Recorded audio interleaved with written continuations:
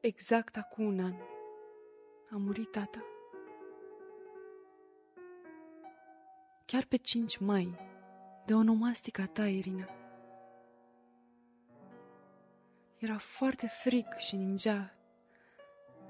Mi se părea că nu o să trec de încercarea asta. Tu zăceai leșinată, de parcă erai moartă. Dar uite că a trecut un an și nici nu ne mai e greu să ne aducem aminte de asta. Tu porți deja rochia albă. Ți s-a luminat fața. Și atunci tot așa bătea ceasul. Mi-aduc aminte că atunci când l-au luat pe tata, cânta muzica.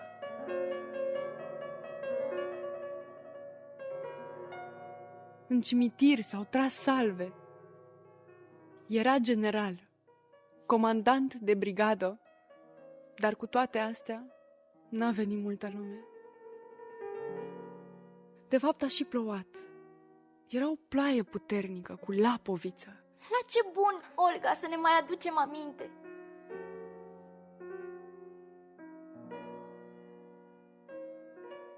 Azi e mai cald. Putem lăsa ferestrele larg deschise. Dar mestecenii n-au înflorit încă.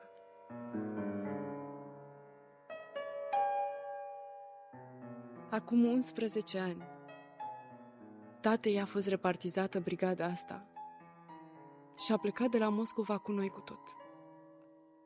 Dar îmi aduc aminte perfect. La început de mai, exact pe vremea asta, la Moscova, deja e totul în floare. E cald, totul e inundat de soare. Au trecut 11 ani, iar eu mi-aduc aminte de toate astea ca și cum am fi plecat ieri. Doamne Dumnezeule! Azi dimineață, când m-am trezit, am văzut toată revărsarea asta de lumină. Am văzut primăvara și bucuria mi-a umplut sufletul. Și m-a cuprins o dorință arzătoare de a mă întoarce acolo, acasă. Cu siguranță e o prostie. Nu mai fluiera, Mașa. Cum poți să faci așa ceva? Fiindcă stau toată ziua la școală și apoi dau meditații până seara, mă doare tot timpul capul și mă bate gândul că probabil am îmbătrânit deja. Și de fapt, de 4 ani de când predau la liceu, simt cum îmi pierd în fiecare zi. Picătură cu picătură și puterile și tinerețea. Și în mine crește și se intensifică un singur vis. Să plecăm la Moscova, să vinem casa, să ne încheiem toate socotelile aici. Și la Moscova. Da, cât mai repede la Moscova. Fratele nostru va fi cu siguranță profesor la universitate. El oricum nu va rămâne să trăiască aici. Doar Mașa o să lipsească. Mașa o să vină în fiecare an la Moscova și o să stea toată vara. O să ne ajute Dumnezeu și se vor aranja toate. Azi e frumos afară. Nu știu de unde am atâta lumină în suflet. De dimineață mi-am adus aminte că e ziua mea și brusc m-am înveselit și mi-am amintit de copilărie, de vremea când încă mai trăia mama. Și ce gânduri minunate mi-au trecut prin minte, ce gânduri! Azi chiar strălucești toată. Pari neobișnuit de frumoasă. Și Mașa e frumoasă. Și Andrei ar fi frumos, numai că s-a îngrășat prea tare și nu-i stă bine. Dar eu am îmbătrânit. Am slăbit foarte mult. Probabil fiindcă mă enervez prea mult la școală cu fetele. Uite, azi sunt liberă, stau acasă și nu mă doare capul. Și mă simt mai tânără decât ieri. Nu am decât 28 de ani. Totul e bine, totul e lăsat de Dumnezeu. Dar mi se pare că dacă m-aș fi măritat și aș fi stat acasă toată ziua, ar fi fost mult mai bine. Mi-aș fi iubit soțul. Nu se poate. Salione, spui numai prostii, m-am săturat să te ascult. Am uitat să vă spun. Azi va veni în vizită noul nostru comandant de baterie, Verșinin. Foarte bine, ne bucurăm de oaspeți. E bătrân? Nu, deloc, cel mult 40-45 de ani. După cât se pare, e băiat bun. E clar că nu-i prost, numai că vorbește mult. Și? E un bărbat interesant? Da, destul de. Dar are o soție, soacră și 2 fiice. Și pe lângă asta e însurat a 2 oară. Face vizite și peste tot spune că are o soție și 2 fiice. Și aici o să spună. Soția e cam țicnită, poartă o coadă lungă de fată mare, e prețioasă, filozofează și încearcă tot timpul să se sinucidă, în mod clar, pentru a-i face zile fripte soțului. Eu aș fi lăsat-o de mult, dar el rabdă și nu face decât să se plângă. Cu o singură mână ridic numai 1 pud și jumătate, dar cu amândouă ridic 5 sau chiar 6 puduri. De unde trag concluzia că 2 oameni sunt mai puternici decât unul singur, nu de 2, ci de 3 și chiar de mai multe ori? Împotriva căderii părului, 2 solotnici de naftalină la jumătate de sticlă de spirit. Aha. Se dizolvă și se folosește zilnic. Uite, scrie în ziar. Da, spirit. Să notăm. Ei bine, cum îți spuneam, Salionei, sticluța se astupă cu un dop, în care se introduce un tub de sticlă. Un dop. Da, un dop, după care iei o picătură din cea mai simplă și mai obișnuită piatră acră. Ivan Romanici. Dragul meu Ivan Romanici. Ce-i, fetița mea? Ce-i lumina vieții mele? Spune-mi de ce sunt eu așa de fericită azi? Parcă aș plăti pe o corabie cu toate pânzele sus. Deasupra mea e cerul albastru nesfârșit și zboară păsări mari albe. Spune-mi de ce? De ce? Pasărea mea albă.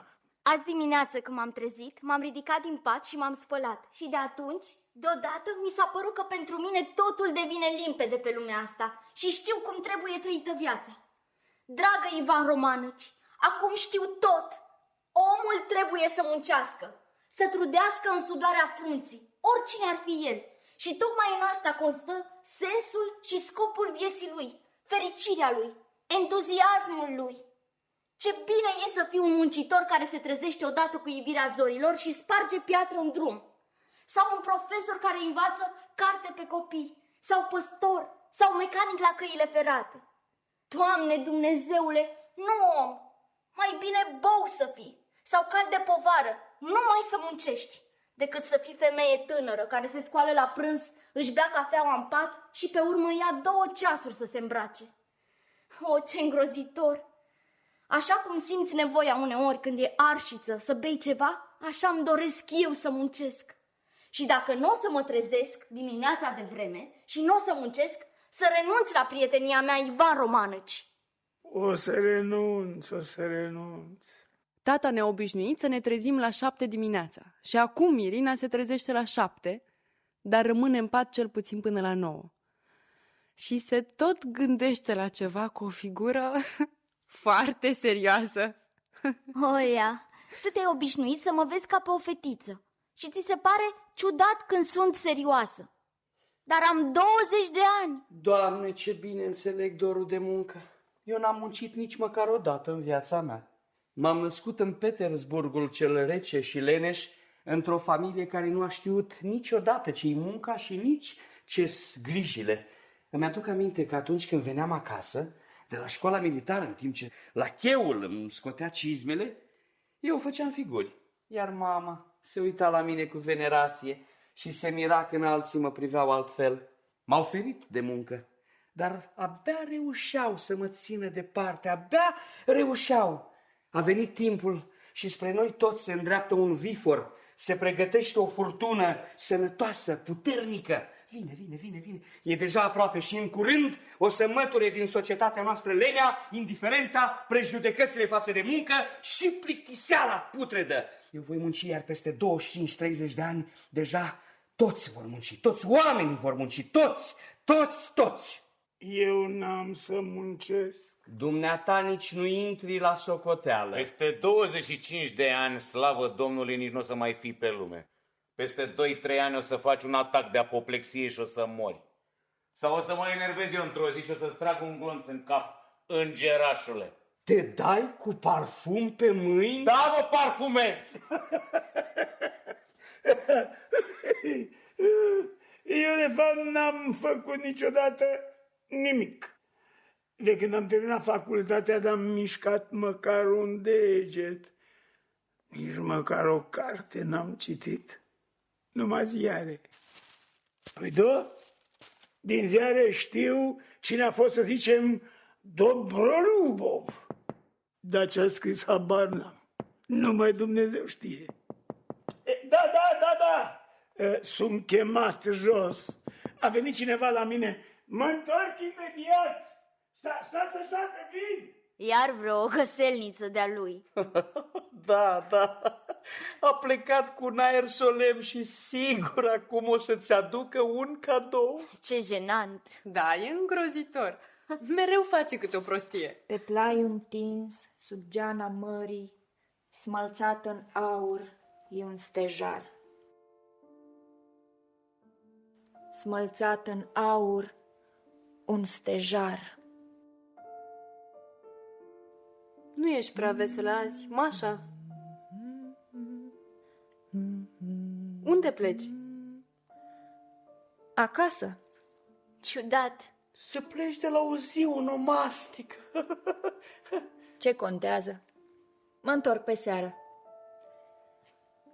La revedere, draga mea, Irina. Îți urez încă o dată să fii sănătoasă și fericită. Înainte, când trăia tata, de onomasticile noastre, de fiecare dată veneau câte 30-40 de ofițeri și era mare agitație. Azi însă abia au venit câțiva oameni și e liniște, cam pustiu. Eu plec. Azi sunt melancolică, sunt tristă, dar tu nu mă lua în seamă. Vorbim mai târziu. Acum rămâi cu bine, draga mea. Eu am plecat. Mașa, păi vezi cum ești? Eu te înțeleg, Mașa. Dacă filozofează un bărbat, este filozofie sau măcar sofistică. Dacă filozofează una sau două femei, e un fâs. Ce vrei să zici cu asta, Salionei? Ființă groaznică și înspăimântătoare ce ești. Nimic. Nici să zică pâs n-a apucat, că ursul l-a și înhățat. Olga, nu boci. Aici, Ferapont, aici. Intră, că ești curat pe picioare. Irina, e de la administrația Zemstvei, de la Protopopov, un tort. Mulțumesc, transmite-i mulțumiri. Ce-a zis? Transmite-i mulțumiri. Dăicuță, dă-i și lui tort. Ferapont, du-te, o să-ți dea și ție tort. Ce-a zis? Hai, tătucule, hai, Ferapont Spiridonuci, hai să mergem, hai. Mie nu-mi place deloc de acest Protopopov, acest Mihail Patapăci sau Ivanici. Nu trebuia invitat. Nici nu l-am invitat. Și foarte bine ai făcut. Draga mea, Irina. Un samovar? E îngrozitor. Drăguțul meu Ivan Romanici, dar ce faci? V-am spus eu? Ivan Romanici, n-ai pic de rușine. Dragele mele, iubitele mele, eu doar pe voi vă mai am. Voi sunteți pentru mine tot ce am mai scump pe lume. În curând împlinesc 60 de ani, sunt bătrân, sunt singur, un biet bătrân însemnat. Nu am nimic mai bun decât această dragoste pentru voi. Și dacă n-ați fi fost voi, eu de mult n-aș mai fi trăit pe lumea asta. draga mea, Irina mea, te știu din ziua în care te-ai născut. Te-am ținut în brațe. Am iubit-o pe răposata voastră, mama. Dar ce rost au cadourile astea așa de scumpe? Cadouri scumpe! Ați auzit? Auzi la ea, cadouri scumpe! Drăguțele mele, a venit un colonel necunoscut. Fetelor, vine încoace. Irinușca, să fii drăguță, să fii politicoasă. Verșinin trebuie să fie. De mult trebuia să vă fie așezat la masă. Locotenent, colonel Verșinin. Am onoarea să mă prezint. Verșinin.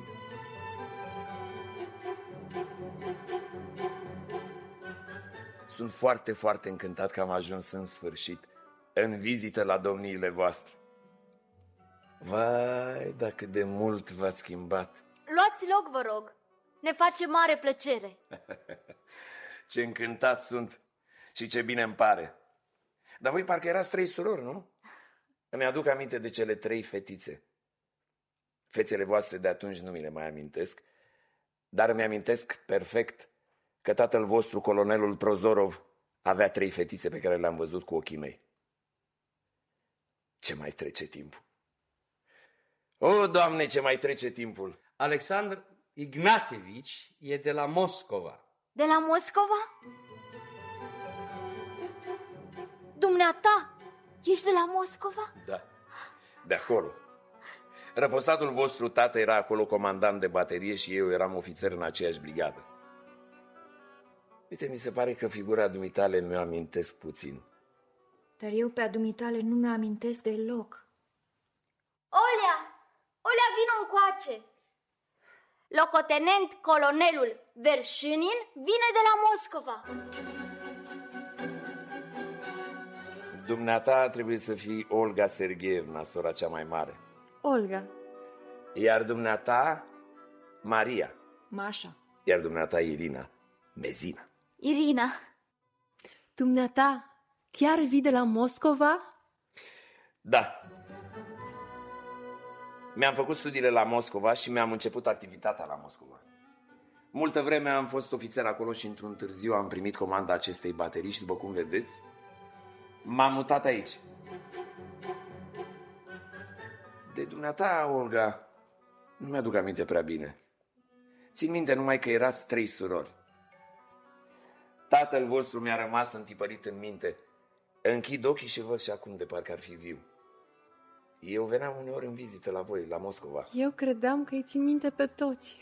Și deodată... Dumneata ești de la Moscova. Asta da surpriză. Și noi o să ne întoarcem acolo în curând. Sperăm ca la toamnă să fim deja acolo. Este orașul nostru natal. Noi ne-am născut acolo. Pe strada Staraia Basmanaia. Nu ne așteptam să întâlnim un concitadin. Acum mi-am amintit. Mai ții minte, Olea? La noi în casă îi se spunea Maiorul îndrăgostit. Pe atunci erai locotenent și erai îndrăgostit. Dar nu știu de ce toată lumea zicea Maiorul îndrăgostit. Da. Maiorul îndrăgostit, așa este. Pe atunci nu aveai decât mustață. Doamne, ce-ai mai îmbătrânit? Ce-ai mai îmbătrânit? Da. Pe vremea când mi se spunea Maiorul îndrăgostit, eram încă tânăr. Eram îndrăgostit. Acum numai aici a fost. Dar nu ai niciun fir de păr alb. Ai îmbătrânit, dar încă nu ești bătrân. Și totuși am deja 43 de ani. Ați plecat de mult de la Moscova? De 11 ani. Ei, Mașa, ce-i cu tine? De ce plângi? Ești o caragioasă. Să încep să plâng și eu. N-am nimic. Și pe ce stradă locuiai? Staraia Basmanaia. Și noi tot acolo. O vreme am locuit pe strada Nemțească. Și de pe strada Nemțească mă duceam la Cazarma Roșie. Iar pe drum Trebuia să traversezi un pod înfiorător pe sub care voia apa. Când ești singur, te apucă spaimă. Dar aici aveți un râu așa de mare și cu ape așa de bogate, un râu minunat. Da, dar e mereu rece. Aici e frig și sunt țânțari. Ce spui? Aici? Aici e o climă așa de bună, așa de sănătoasă, adevărata climă slavă. Pădurea, râul și mestecenii. Mestecenii cei drăgălași și simpli care îmi plac mai mult decât oricare alți copaci. E bine să trăiești aici. E ciudat doar că gara e la 20 de verste și nimeni nu știe de ce e așa. Știu eu de ce e așa. De ce? De ce? Pentru că dacă ar fi aproape, n-ar fi departe. Iar dacă e departe, atunci înseamnă că nu e aproape.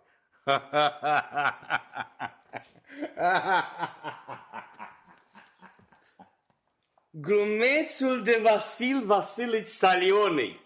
Acum îmi aduc aminte și eu de dumneata. Îmi amintesc. Eu am cunoscut-o și pe mama voastră. Era o femeie bună. Dumnezeu să o ierte. Mama e mormântată la Moscova. În cimitirul Novodevici.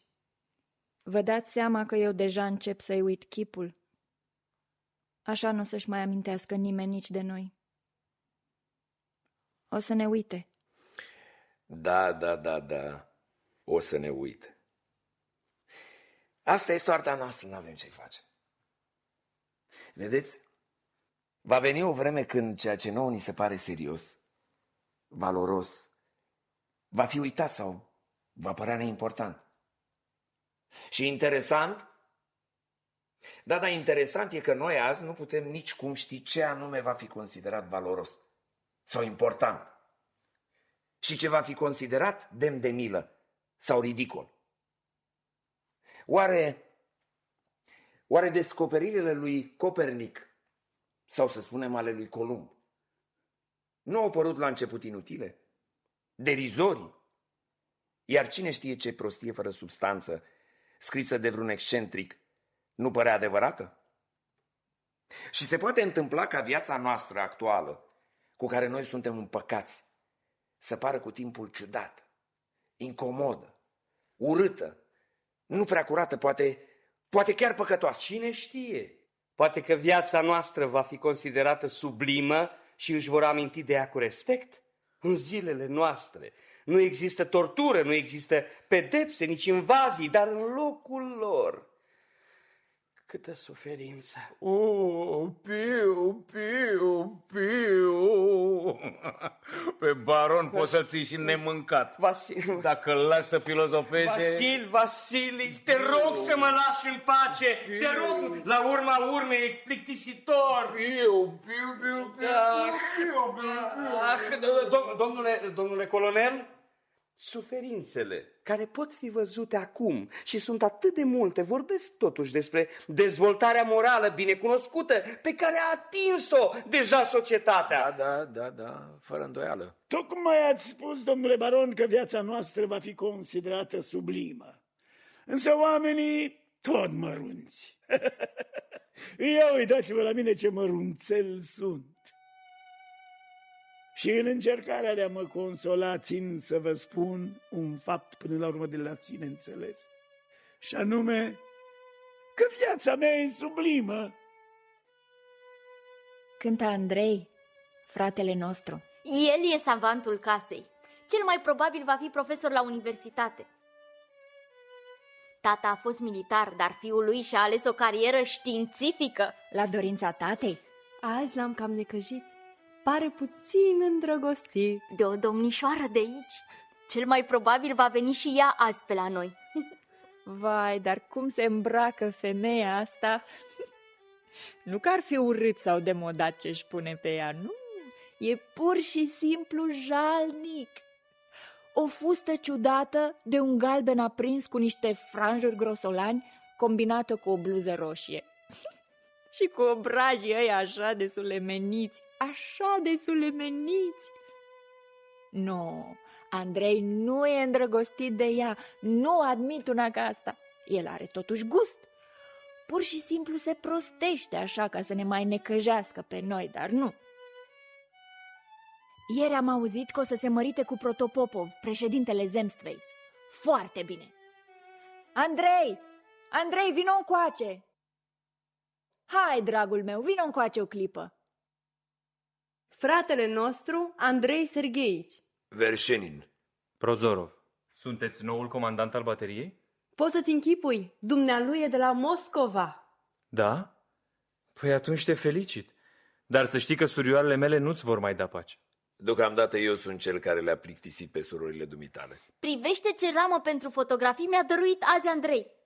El singur a făcut-o. Da, e un lucru... Și rama de pe pian, tot de el e făcută. El este savantul familiei. Cântă și la vioară, lucrează la traforaj diverse obiecte. Într-un cuvânt, se pricepe la toate. Andrei, nu pleca! Are așa un obicei să plece. Vino încoace, vino! Hai, vino! Lăsați-mă, vă rog! Ce caragios!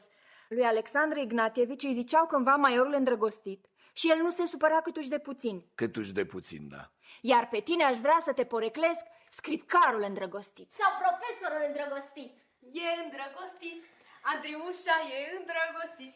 E îndrăgostit! E îndrăgostit! Andriușa e îndrăgostit! Natura ne-a adus pe lume numai pentru iubire. Hai, ajunge! Vă rog să mă iertați, dar n-am dormit toată noaptea și acum nu sunt în apele mele, cum se spune. Am citit până la 4 dimineața, după care m-am întins în pat, dar fără niciun rezultat. M-am gândit ba la una, ba la alta și s-au și ivit zorile. Iar soarele s-a strecurat imediat în cameră. Vreau ca peste vară, cât o să mai stau aici, să traduc o carte din engleză. Dumneata știe engleză? Da, tata, Dumnezeu să-l odihnească, ne-a chinuit cu învățătura. E ridicol și stupid, dar trebuie să recunosc că după moartea lui am început să mă îngraș. Și uite ce tare m-am umflat într-un singur an, ca și cum corpul meu s-a eliberat de o povară. Datorită tatei, eu și surorile mele știm franceză, germană și engleză, iar Irina știe și italiană. Dar la ce ne-a folosit? În acest oraș e un lux inutil să știi 3 limbi străine. De fapt, nici măcar un lux nu e, ci un dar inutil, ca un al 6-lea deget. Iar noi știm multe lucruri inutile. Mai să fie. Știți multe lucruri inutile. Mie mi se pare că nu există și nu poate exista un oraș atât de plictisitor și de jalnic în care un om inteligent și educat să fie inutil. Să zicem că în acest oraș, dintre cei 100.000 de locuitori, cu siguranță înapoiași și needucați, sunt doar 3 oameni ca voi. Se înțelege de la sine că nu veți putea învinge mulțimea de needucați din jurul vostru. De-a lungul vieții voastre, puțin câte puțin, va trebui să cedați și să vă pierdeți printre sutele de mii de concetățeni. Viața vă va subjuga, dar cu toate astea nu veți dispărea. Nu veți rămâne fără urmași. După voi vor apărea alții ca voi, care poate vor fi 6, apoi 12 și așa mai departe, până când cei ca voi vor forma majoritatea. Peste 200-300 de ani, viața pe pământ va fi neînchipuit de frumoasă, uimitoare chiar. Omul, omul are nevoie de o astfel de viață și chiar dacă deocamdată nu o are, trebuie să o presimtă, să o aștepte, să o viseze și să se pregătească pentru ea. Și de asta fiecare trebuie să vadă și să știe mai mult decât au văzut și au știut propriul tată și bunic. Iar voi vă plângeți că știți prea multe lucruri inutile. Rămân la masă. Într-adevăr, toate astea ar trebui notate. Dumneata spui că peste mulți ani viața pe pământ va fi frumoasă, uimitoare, e adevărat. Dar pentru a o trăi acum, deși de la distanță, trebuie să ne pregătim pentru asta, trebuie să muncim. Da, și totuși ce de flori aveți. Și casa e minunată, vă invidiez. Știți, eu toată viața am trăit în case cu 2 scaune și o canapea, cu sobe care scoteau mereu fum. Mie tocmai asemenea flori mi-au lipsit în viață. Ce să mai... Da, trebuie să muncim. Sunt sigur că gândiți, uite, s-a înduioșat neamțul, dar eu pe cuvântul meu de onoare sunt rus. Nici măcar nu știu nemțește. Tata era ortodox. Eu mă gândesc destul de des ce-ar fi dacă aș începe viața de la capăt. Și de data asta conștient. Ce-ar fi dacă o viață deja trăită ar fi fost, cum se spune, o ciornă, iar alta ar fi pe curat. Eu cred că atunci fiecare dintre noi s-ar strădui înainte de toate să nu se repete. Și cel puțin și-ar crea pentru sine un alt fel de viață. Și-ar aranja o casă ca asta, cu flori, cu lumină din belșug. Eu am o soție și 2 fiice, dar soția mea e o femeie bolnavă, etc., etc. Ei, dar dacă aș putea lua viața de la început, nu m-aș mai însura. Nu? Draga mea Irina, permite-mi să te felicit cu ocazia zilei tale de nume și să-ți urez sincer din suflet sănătate și tot ceea ce se poate dori unei fete de vârsta ta. Și permite-mi să-ți ofer în dar această carte.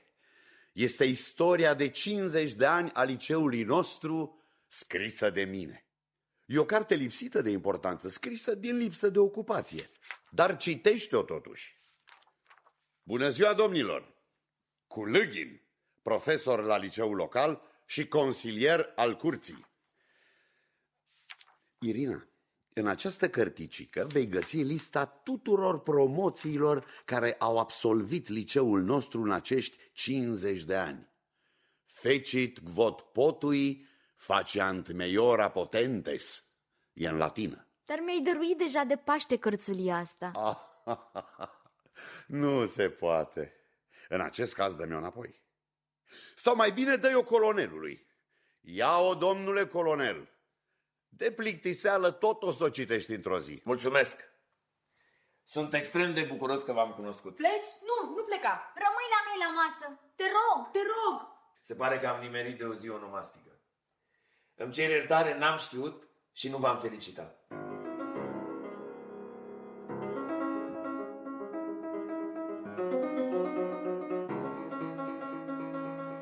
Astăzi, domnilor, este duminică, zi de odihnă. Ne vom odihni și ne vom veseli fiecare după vârstă și după posibilități.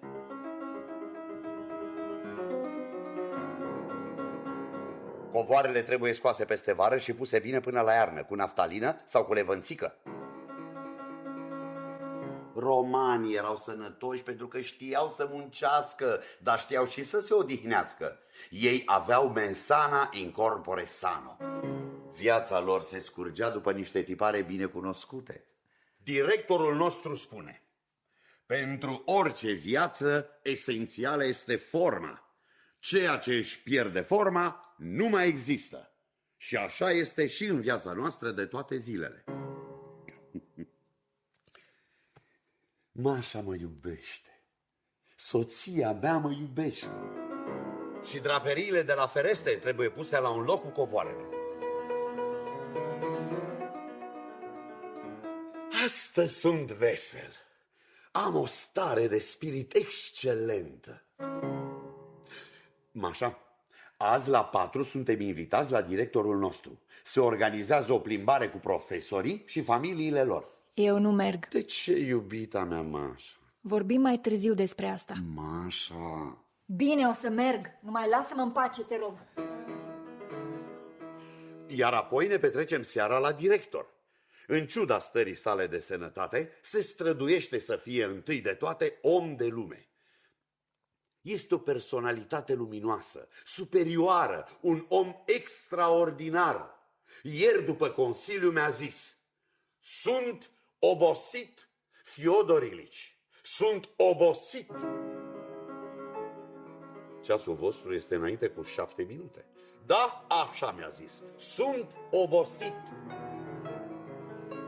Domnilor, vă rog să poftiți la masă. Tortul!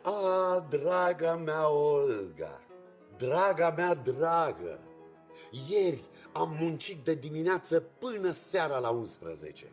Am obosit și astăzi mă simt fericit. Tort! Grozav! Mai fii atent. Azi nu bei nimic, doctore. Ai auzit? Băutura îți face rău. Ei, na, mi-a trecut deja.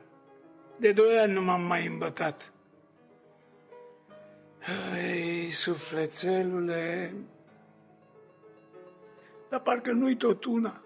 Dar în orice caz, să nu îndrăznești să bei. Să nu îndrăznești. Firar al naibii să fie, iar o să ne plictisim toată seara la director. Eu nu m-aș duce în locul dumitale, e foarte simplu. Da, nu te duce, drăguța mea. Da, nu te duce. Viața asta blestemată și insuportabilă. Ei, hai, Mașa. Piu, piu, piu, piu, piu, piu. Suficient, Vasil Vasilici, ajunge! Piu, piu, piu, piu, piu, piu, piu. În sănătatea dumitale, colonele. Eu sunt profesor și aici sunt de-al casei. Sunt soțul Mașei. Ea e o femeie bună, foarte bună. Beau această vodcă în sănătatea voastră. Mă simt așa de bine aici. Mașa e prost dispusă azi. S-a măritat la 18 ani, când el îi se părea cel mai inteligent om din lume. Iar acum nu mai e ce-a fost. E cel mai bun om din lume, dar nu și cel mai inteligent. Andrei, vino odată încoace! Imediat!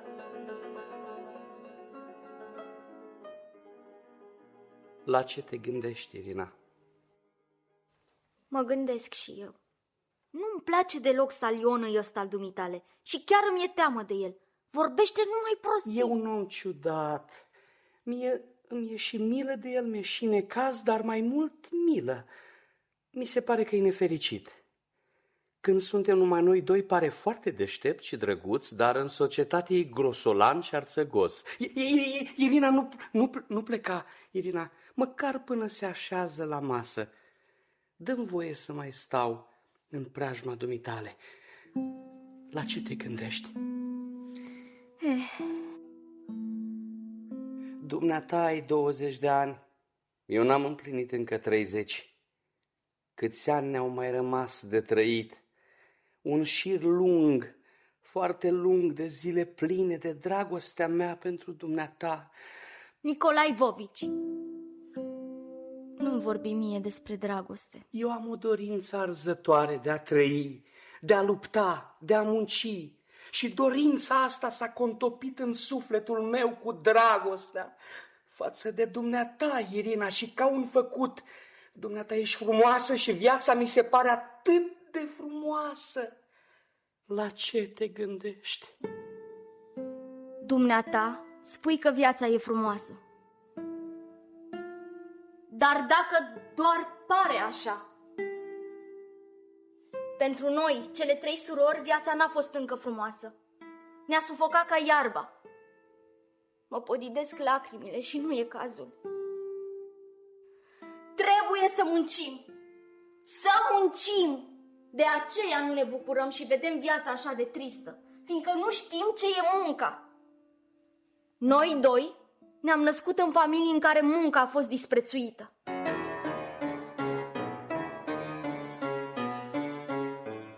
Natasha! Ia uite, lumea s-a așezat deja la masă. Oh, am întârziat. Cred că îmi stă bine părul. La mulți ani, scumpă Irina Sergeevna. La mulți ani. Mulțumesc. Aveți oaspeți mulți și mie, să spun drept, mi-e rușine. Bună ziua, domnule baron. Bună ziua! Ei, iată-și pe Natalia Ivanovna. Bună ziua, draga mea. La mulți ani. Aveți atât de mulți oaspeți. Și eu sunt îngrozitor de emoționată. Încetează, sunt toți de-ai noștri. Ai un cordon verde. Da. Draga mea, asta nu e bine deloc. Ce, e vreun semn rău? Nu, dar nu se potrivește.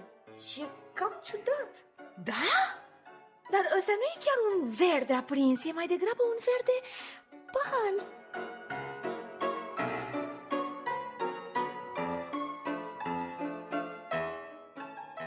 Îți doresc, Irina, să-ți găsești un bărbat bun. E timpul să te măriți. Natalia Ivanovna și dumitale îți doresc un bărbățel. Natalia Ivanovna are deja un bărbățel. Aș bea și eu un păhărel de vinuleț. Of, unde s-o fi dus viața noastră? Te porți de nota 3 cu minus. Dar lichiorul ăsta e chiar bun. Din ce e făcut? Din gândaci. Salion, ce scârbos! La cină vom avea friptură de curcan și plăcintă cu mere. Slavă Domnului că sunt acasă toată ziua. Și seara voi fi acasă. Domnilor, vă așteptăm de seară. Îmi permiteți și mie să vin de seară? Te rog, domnule colonel, poftește! Da, la ei e fără fasoane. Natura ne-a adus pe lume numai pentru iubire.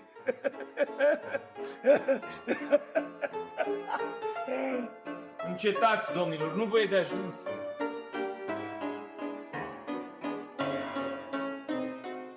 Dar s-au așezat deja la masă. S-au așezat la masă? Da, s-au așezat deja la masă. Stai o clipă. O fotografie. Da? Mai stai un pic. 2 și gata.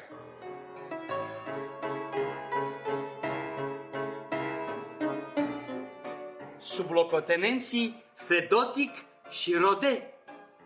La mulți ani, Irina, îți doresc tot ce vrei tu. Absolut tot. Astăzi este o vreme încântătoare, o splendoare.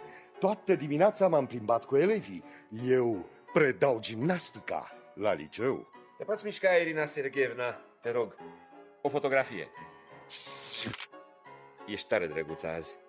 Apropo, am un titirez. Sună uimitor. Ce încântare! Pe plaiul întins sub geana mării, smălțat în aur, e un stejar. Smălțat în aur, un stejar. Ei, de ce mi-o fi venit? S-a lipit de mine fraza asta încă de dimineață de la prima oră. Suntem 13 la masă. Domnilor, doar nu sunteți superstițioși. Dacă suntem 13 la masă, înseamnă că avem printre noi îndrăgostiți. Nu cumva dumneata, Ivan Romanovici? Parcă poți să știi, doctore. Eu sunt un păcătos bătrân, dar de ce s-a emoționat așa Natalia Ivanovna? Nu pot să înțeleg de fel.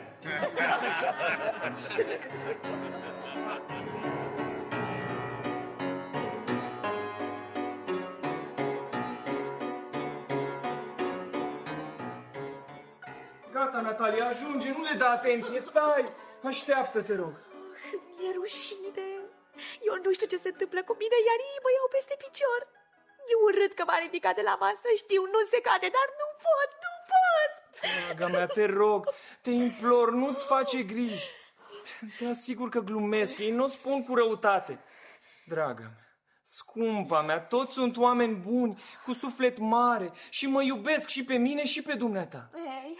Hai, vino aici la fereastră. De aici nu o să ne poată vedea. Știi, Andrușa, eu nu prea sunt obișnuită să ies în lume. O, tinerețe, minunată și frumoasă tinerețe. Draga mea, scumpa mea, dar nu-ți face atâtea griji. Crede-mă, mi-e atât de bine. Am sufletul plin de iubire, de entuziasm. Nu ne văd. De ce? De ce m-am îndrăgostit eu de dumneata? Și când m-am îndrăgostit? Nu mai înțeleg nimic. Draga mea, cea bună și pură. Vrei să fii soția mea? Eu te iubesc. N-am mai iubit pe nimeni niciodată. Andrușa.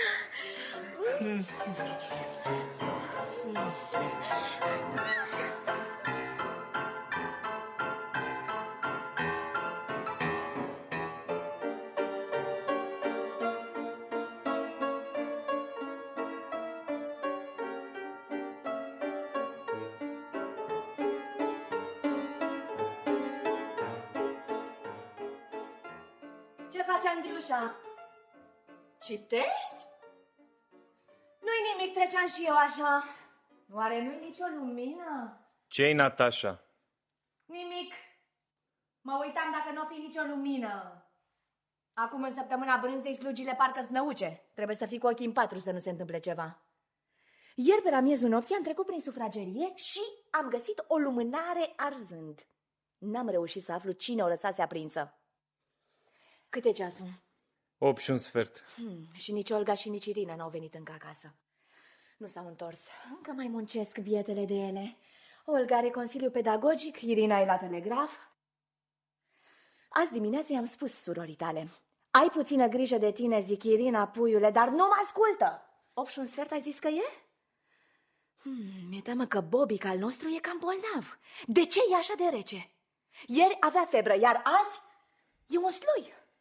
Tare mi-e teamă. N-are nimic, Natasha, băiatul e sănătos. Dar totuși cred că e mai bine să-l țin la regim. Mi-e teamă. Și ziceau că azi, la ora 10, or să vină mascații la noi? Ar fi mai bine dacă n-ar veni Andriușa. Într-adevăr, nu știu ce să zic. I-au chemat deja. Azi de dimineață, când s-a trezit, băiețelul nostru se uita la mine și deodată a început să zâmbească. Înseamnă că m-a recunoscut. Bobic, zic, bună dimineața, iubitule. Și el râdea. Copiii înțeleg tot, absolut tot. Așa că eu zic, Andriușa, să nu primim mascații. Da, dar vezi tu, surorile mele hotărăsc. Ele sunt stăpâne aici. Nici ele să nu-i primească, o să le spun eu. Sunt fete bune. La cine am dat ordin să primești iaurt? Doctorul zice că trebuie să mănânci numai iaurt, altfel nu o să slăbești. Bobic e înghețat sloi. Îmi e teamă că poate îi e frig în camera lui. Ar trebui ca măcar până se mai încălzește afară să-l mutăm în altă cameră. De exemplu, camera Irinei e numai bună pentru un copil. E uscată și bate soarele toată ziua. Trebuie să-i spun. Deocamdată poate să stea în aceeași cameră cu Olga. Oricum ziua nu stă acasă, nu? Vine numai noaptea să doarmă. Andriușa? De ce taci? Mă gândeam și eu. Și nici n-am ce să zic. Da. Parcă vreau să-ți mai zic ceva. Da, a venit Ferapont de la Zemstvă. Zice că vrea să vorbească cu tine. Cheamă. Ferapont! Bine ai venit, sufletelule. Ce vrei să-mi spui? Președintele v-a trimis o carte și o hârtie, uite. Mulțumesc. Bine, dar de ce n-ai venit mai devreme? E deja 9 seara. Ce-a zis? Zic că ai venit mai târziu. E deja 9 seara. Chiar așa, când am venit mai era lumină, dar nu m-au lăsat să intru.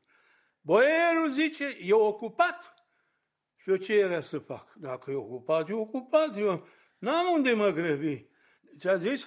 Nimic. Mâine e vineri. E zi liberă, dar o să vin oricum. Îmi găsesc eu de lucru acasă, mă plictisesc. Dragul meu bătrânel, cât de ciudat se mai schimbă și cum te mai amăgește viața. De plictiseală și din lipsă de ocupație, azi am pus mâna pe cartea asta. Un vechi curs universitar și mi se pare amuzant. Doamne Dumnezeule, sunt secretarul Zemstvei și Protopopov e președinte. Am ajuns secretar și mai grav e că pot spera să ajung cel mult membru al Zemstvei. Eu să fiu membru al Zemstvei locale.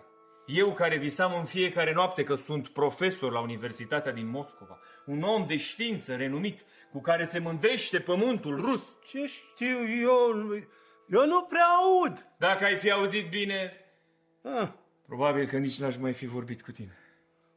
Simt nevoia să vorbesc cu cineva, dar soția mea nu mă înțelege. De surorile mele, nu știu de ce, dar mă tem. Mă tem că o să râde de mine. O să mă facă de rușine. De băut nu beau. Cârciumile nu-mi plac. Dar mare plăcere mi-ar face, puiule, să stau acum la o masă în hanul Testovo sau la restaurantul mare din Moscova. Da, zice că la Moscova, că a venit mai zilele trecute la noi, la Zemstvă, un negustor ambulant ne-a povestit că, da, la Moscova, da, ci că niște negustori au mâncat un fel de clătite și unul care a mâncat vreo 40, parcă, zicea negustorul, a și murit. Ori fi fost 40, ori fi fost 50, nu mi-aduc aminte. La Moscova poți să stai într-un restaurant uriaș și să nu cunoști pe nimeni. Și nimeni să nu te cunoască pe tine. Și în același timp să nu te simți străin. Pe când aici îi știi pe toți și toți te știu pe tine. Dar te simți străin, cu totul străin. Ce-a zis? Străin. Da. Și singur. Tot negustorul ăla mai zicea, poate că și mințea, că vor să tragă un cablu de-a curmezișul Moscovei. Pentru ce? Ce știu eu? Așa zicea negustorul ăla. Prostii! Tu ai fost vreodată la Moscova? Nu, n-am fost. Nada, Dumnezeu. Pot să plec? Poți. Mergi sănătos. Da. Mergi sănătos! Da. Să vii mâine dimineață să iei hârtiile de aici. Da. Du-te!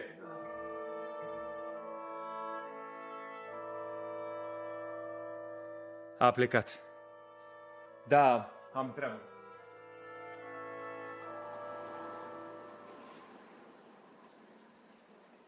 Nu știu, domnule Verșinin. Fără îndoială, obișnuința e mare lucru. De exemplu, după moartea tatei, multă vreme n-am putut să ne obișnuim cu faptul că nu mai aveam ordonanțe. Dar dincolo de obișnuință, mi se pare că, de fapt, vorbește în mine spiritul de dreptate. Nu știu cum e în alte locuri, dar în orașul nostru, cei mai apreciați, cei mai distinși și mai bine crescuți oameni sunt militarii. Mașa, mi-e sete. Aș bea un ceai. O să-l servească imediat. Pe mine m-au măritat când aveam 18 ani. Și mi-era teamă de soțul meu, pentru că el era profesor, iar eu abia terminasem școala. Pe atunci mi se părea grozav de învățat, de inteligent și de important. Iar acum, din păcate, nu mai e deloc așa. Da. Despre soțul meu nu mai vorbesc. Cu el m-am obișnuit.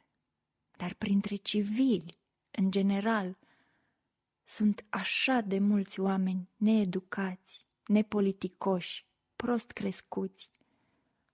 Pe mine mă tulbură, mă jignește grosolănia. Sufăr când văd că oamenii nu sunt destul de delicați, destul de sensibili, de amabili. Când se întâmplă să mă aflu printre profesori, colegii soțului meu, eu sufăr pur și simplu. Mie mi se pare că e tot una. Ce mi-e că e civil, ce mi-e că e militar.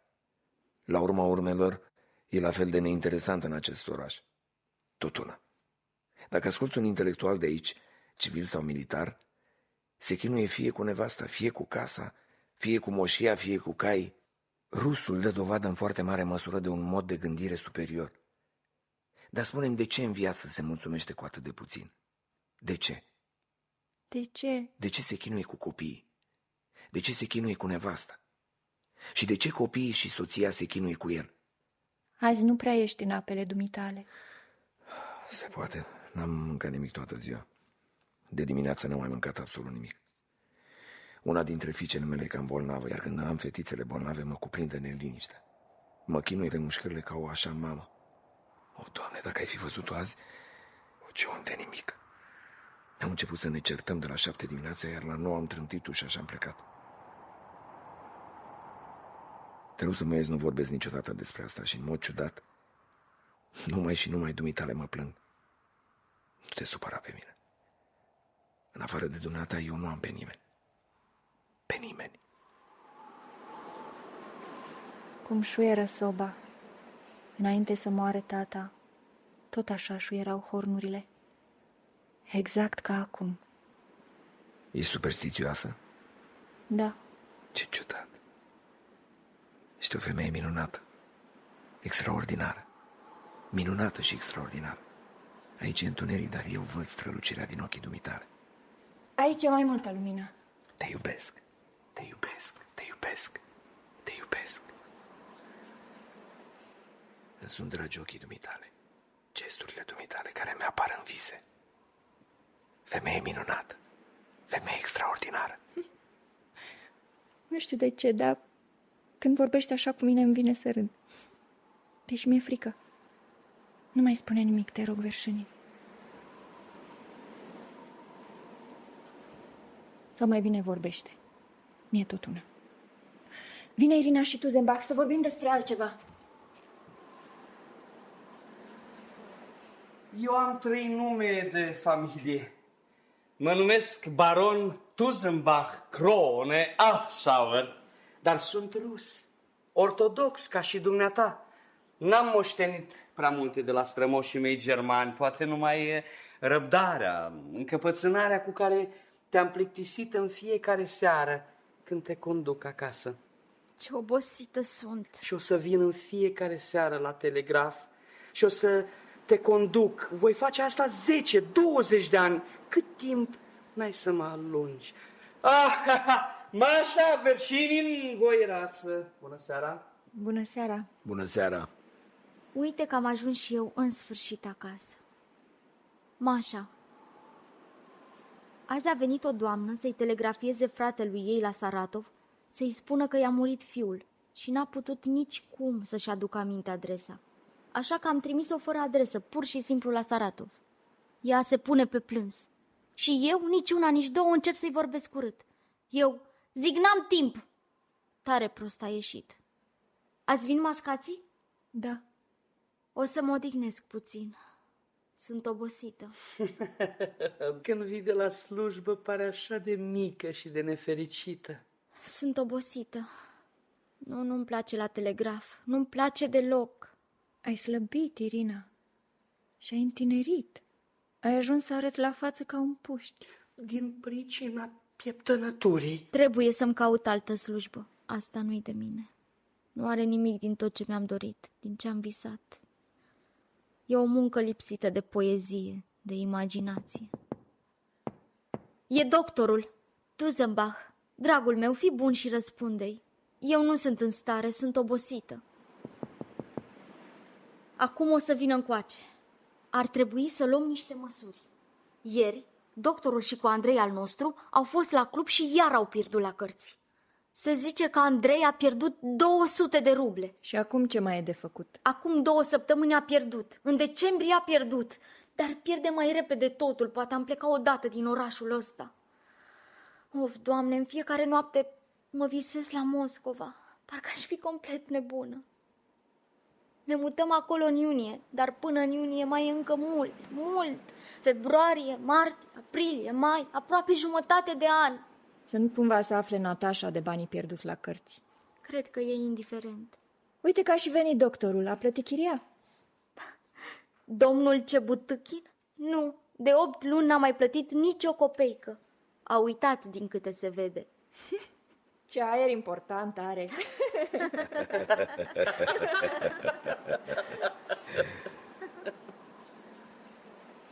Nu mai zici nimic, Verșinin? Nu știu, aș bea un ceai. Mi-aș da jumătate de viață pentru un pahar cu ceai. N-am mâncat nimic de dimineață. Irina Sergeevna! Ce dorești? Vino, te rog, aici. Ferezi-si.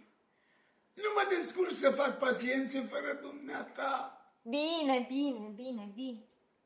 Ce-i de făcut? Dacă ceai nu primim, haideți măcar să facem puțină filozofie. Hai, despre ce? Despre ce? Hai să ne gândim.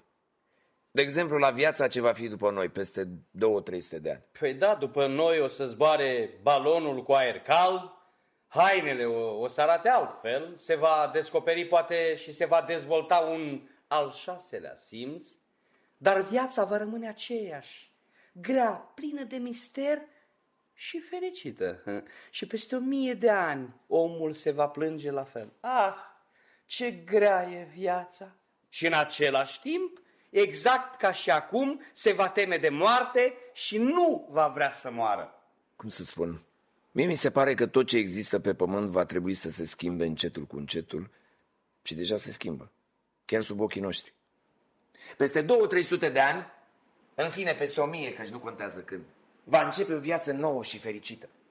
Noi nu vom trăi acea viață firește, dar acum noi pentru ea trăim. Muncim, ei da, suferim. Noi o creăm și acesta este unicul scop al existenței noastre.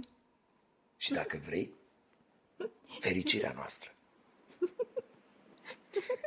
Ce-i cu dumneata, Mașa? Nu știu. De azi dimineață râd într-una. Eu am absolvit aceeași școală ca și dumneata, baroane. Dar la Academie n-am fost. Citesc mult, însă nu știu să-mi aleg cărțile. Și poate că citesc cu totul altceva decât ar trebui. Dar în orice caz, cu cât trăiesc mai mult, cu atât vreau să știu și mai mult. Încă renunțez, sunt aproape bătrân și știu atât de puțin. O, Doamne, cât de puțin. Și cu toate astea mi se pare că știu ce este esențial și adevărat. Știu bine. Și cât aș vrea să vă pot dovedi că fericirea nu este, n-ar trebui să fie și nu va fi pentru noi. Da, noi trebuie numai să muncim și iar să muncim, iar fericirea este darul urmașilor noștri. Dacă nu e pentru mine, atunci să fie măcar pentru urmașilor mei. După dumneata nici măcar să visăm la fericire nu e cazul. Bun, dar dacă eu sunt fericit? Nu ești. Se pare că nu ne înțelegem unul cu celălalt. Păi cum să te conving eu pe dumneata? Mașa, râzi. Domnule Verșinin, nu numai peste 200-300 de ani, dar și peste 1.000.000 de ani, viața va fi exact cum a fost întotdeauna. Ea nu se schimbă, rămâne la fel, urmându-și propriile legi cu care noi n-avem de-a face sau, în orice caz, pe care nu le vom cunoaște niciodată. Păsările călătoare, cocorii, de exemplu, zboară și iar zboară și oare câte gânduri mari sau mici nu le trec și lor prin cap și cu toate astea continuă să zboare fără să știe unde și de ce. Ei zboară și vor zbura, indiferent ce filozofi ar avea printre ei. Și n-au decât să filozofeze cât vor, numai să zboare. Și totuși, care-i sensul? Sensul? Ninge afară. Care-i sensul? Eu cred că omul trebuie să fie credincios sau să caute credința. Altfel, viața lui e pustie de-a dreptul. Să trăiești și să nu știi de ce zboară cocorii, de ce se nasc copiii, de ce sunt stelele pe cer. Fie știi pentru ce trăiești, fie toate astea sunt niște prostii, niște lucruri fără rost. Și cu toate astea, mie îmi pare rău că tinerețea s-a dus. Gogol spunea, e plictisitor, domnilor, să trăiești pe această lume. Iar eu spun, e greu să discute omul cu voi, domnilor. Sunteți ceva... În ziarul ăsta scrie: Balzac s-a cununat la Berdichev în Ucraina. Ei, asta chiar îmi notez în carnet. Balzac s-a cununat la Berdichev. Balzac s-a cununat la Berdichev. Zarurile au fost aruncate. Știi, Maria Sergeevna, îmi dau demisia. Am auzit și nu văd nimic bun în asta. Nu-mi plac civilii. Nu contează. Prea frumos nu-s, ce fel de militar mai sunt și eu. Da, până la urmă e tot una. O să muncesc. Măcar o zi din viața mea să muncesc așa de mult, încât să mă întorc seara acasă și rupt de oboseală să mă prăbușesc în pat și să adorm pe loc. Probabil că muncitorii dorm neîntorși. Bună seara! Bună seara, bună seara! Sublocotenenții Fedotic și Rode. Irina, azi ți-am cumpărat de la Pâșcov, de pe strada Moscovei, creioane colorate și acest mic briceag. Dumneata, Fedotic, te-ai obișnuit să te porți cu mine ca și cum aș fi tot copil. Dar eu am crescut deja. Ce minunăție! Și mi-am cumpărat și pentru mine un briceag mare. Uite, are un cuțit și încă unul și un al treilea. Ăsta e pentru curățat urechile, asta e o forfecuță, ăsta e pentru tăiat unghiile. Doctore, dumneata câți ani ai? Eu, sublocotenent Rode, 32. Acum eu, sublocotenent Fedotic, o să vă arăt o altă paciență.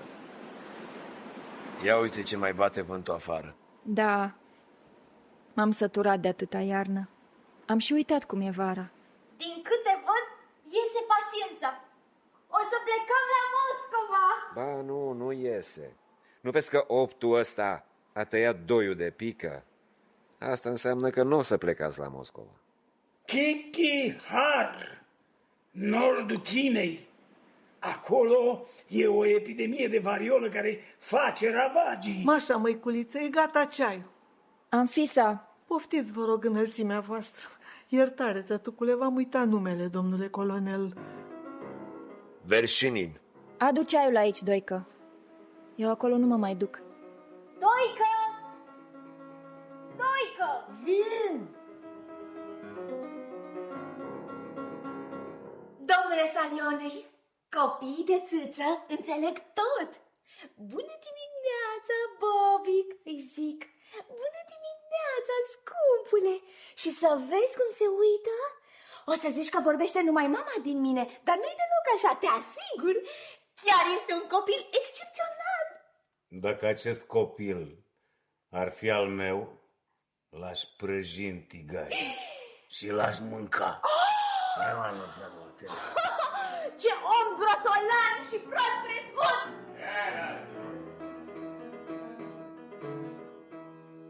Fericit cel ce nu observă dacă afară e vară sau iarnă. Mie mi se pare că dacă aș fi fost la Moscova, n-ar mai fi contat cum e vremea. De curând am citit jurnalul unui ministru francez scris în închisoare. Ministrul a fost condamnat în scandalul Panama. Cu ce încântare, cu ce entuziasm scria despre păsările pe care le vedea pe fereastra închisorii și pe care nici măcar nu le observase înainte, când era ministru. Și firește că acum, după ce a fost eliberat, iar nu mai observă păsările ca și înainte. Așa și dumneata. Când vei trăi la Moscova, nu o să o mai observi. Noi nu avem parte de fericire și nici nu vom avea. Noi doar ne dorim. Dar unde sunt bomboanele? Le-a mâncat Salionul. Pe toate? Ați primit o scrisoare, domnule colonel. Eu? Hai, de la fiica mea. Da, firește. Eu îmi cer iertare, Maria Sergeevna. O să plec încetișor. Nici ceaiul nu o să-l mai beau. Veșnic aceeași poveste. Ce s-a întâmplat? E cumva secret? Soția mea iar s-a otrăvit. Trebuie să plec. O să plec pe neobservat. E îngrozitor de neplăcută povestea asta. Draga mea, buna mea, femeie minunată, o să o iau pe aici, încetișor. Da. Dar unde se duce? Eu am servit ceaiul și el... Ce om mai e și ăsta? Lasă-l în pace. Stai aici și ne sufli în ceafă. Altă treabă n-ai. Sunt sătulă până în gât de tine, bătrânul. De ce te super, scumpa mea? Anfisa! Anfisa. Stă acolo și... Anfisa! Permiteți-mi să mă așez. V-ați întins aici cu cărțile. Beți-vă ceaiul. Mașinca, ai fost rea. Dacă sunt rea, nu mai vorbi cu mine. Nu te mai lua de mine. Nu te mai lua de ea, Irina, nu te lua. Doctore, ai 60 de ani, dar tot ca un copil te porți. Mereu spui numai drăcovenii. Scumpa mea, Mașa, la ce bun să folosești în conversație asemenea cuvinte? Cu prezența ta minunată într-o societate mondenă, tu, îți spun sincer, ai fi pur și simplu fascinantă dacă nu ai folosit cuvintele astea. Je vous prie, Marie, pardonnez-moi, mais vous avez des manières un peu grossiere. Dar mi se pare că acolo e coniac. Il pare că mon Bobic deja ne dorm pas. S-a trezit. Azi e că îmbolnăvior. Mă duc la el, vă rog să mă scuzați.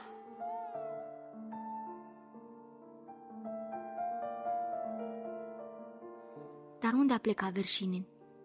Acasă. Iar s-a întâmplat ceva cu soția lui.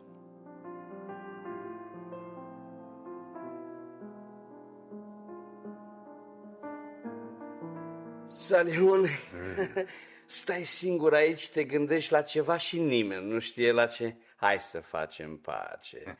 Hai să bem un coniac. Parcă văd că o să trebuiască să cânt toată noaptea la pian și probabil o să cânt toate aiurele. Asta e! Dar de ce să facem pace, baroane? Eu nu m-am certat cu dumneata. Nu știu de ce, dar întotdeauna am sentimentul că între noi s-ar fi întâmplat ceva. Ai o fire ciudată. Trebuie să recunoști. Eu sunt ciudat, dar cine nu-i? Nu te supăra, Aleco. Ce legătură are asta cu Aleco? Baroane, când sunt între patru ochi cu cineva, nu e nicio problemă. Sunt și eu ca toți oamenii, dar când ies în lume, sunt melancolic, timid și spun numai prostii. Dar chiar și așa, sunt mai cinstit și mai distins decât foarte, foarte mulți. Și pot și să o dovedesc. Eu mă tot supăr pe dumneata, fiindcă te legi tot timpul de mine când suntem în societate. Dar tot îmi ești, nu știu de ce, simpatic. Fie ce-o fi. Azi mă îmbăt. Să bem? Hai să bem. Eu nu am avut niciodată nimic împotriva dumitale, domnule baron. Dar am caracterul lui Lermontov. Cică aș și semăna puțin cu Lermontov. Iar te dai cu parfum pe mâini? Da. Mă parfumez mereu. Îmi dau demisia. Și cu asta basta. De 5 ani mă tot gândesc și mă tot răzgândesc și în sfârșit am un hotărât. Voi munci! Să bem, Salione, dragul. Nu te supăra, Aleco. Și uită-ți ale tale vise. Voi munci! Voi munci!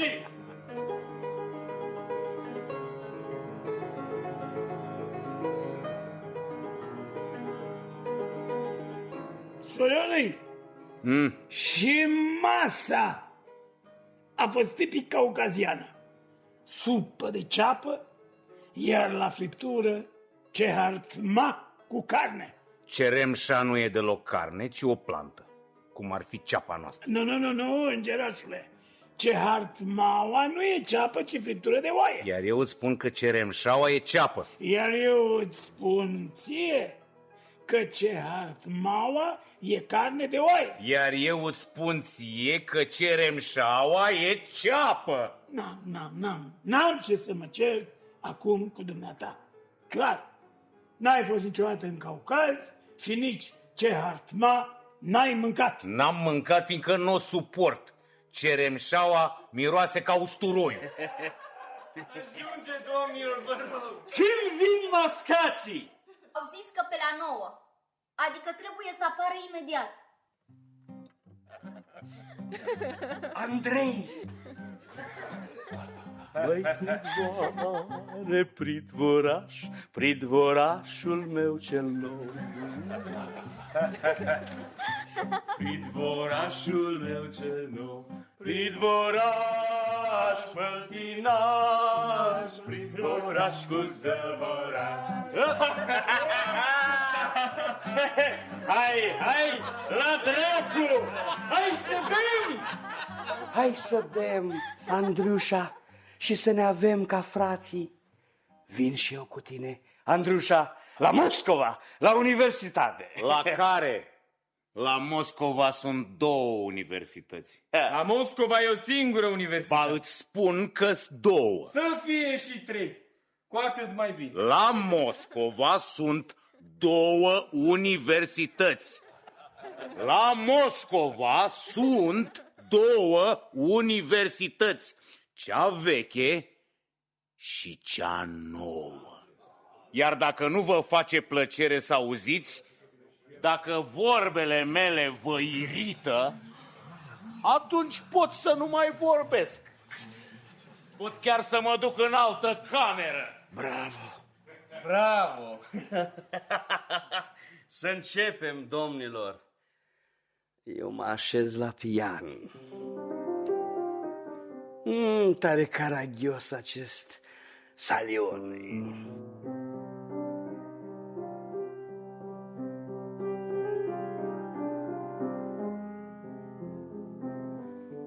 Baronul e beat! Baronul e beat! Baronul e beat! Doctor Ivan Romaneci. Da, Natasha. Bine, bine, bine, bine. Bine, bine. Noi Ce s-a întâmplat?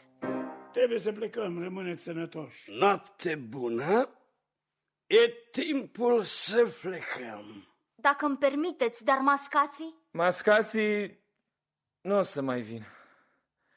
Vezi tu, scumpa mea, Natasha zice că Bobic e cam bolnav și de aceea, într-un cuvânt, nu știu, mie e indiferent. Bobic e cam bolnav. Unde s-o fi dus viața noastră? Dacă ne alungă, înseamnă că trebuie să plecăm. Nu Bobic e bolnav, ea e bolnavă. Uitați-vă la ea, boieroaica. Ce păcat! Speram să petrec și eu o seară, dar dacă copilașul e bolnav, atunci, firește, mâine o să-i aduc o jucărioară. Fădutic, eu astăzi special am dormit la prânz. Mă gândeam că o să dansez toată noaptea. Și acum e abia 9 seara. Să ieșim afară! Mai stăm acolo de vorbă. Ne hotărâm ce și cum.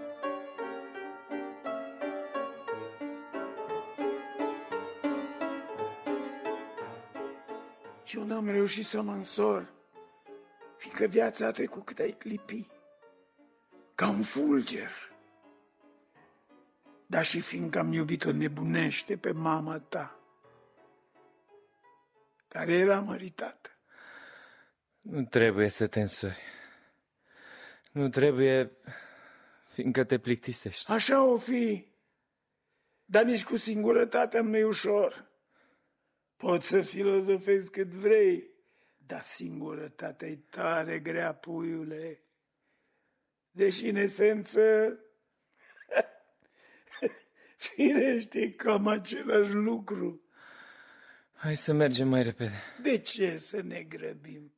Ajunge. Mi-e teamă să nu mă oprească soția. Azi nu o să joc. Doar stau așa să mă uit. Nu mă simt bine. Ce să fac, doctore? O fi de la astm? Ce mă întreb pe mine? Nu mi-aduc aminte, scumpule. Nu știu. Să ieșim prin bucătărie. Da, da, da.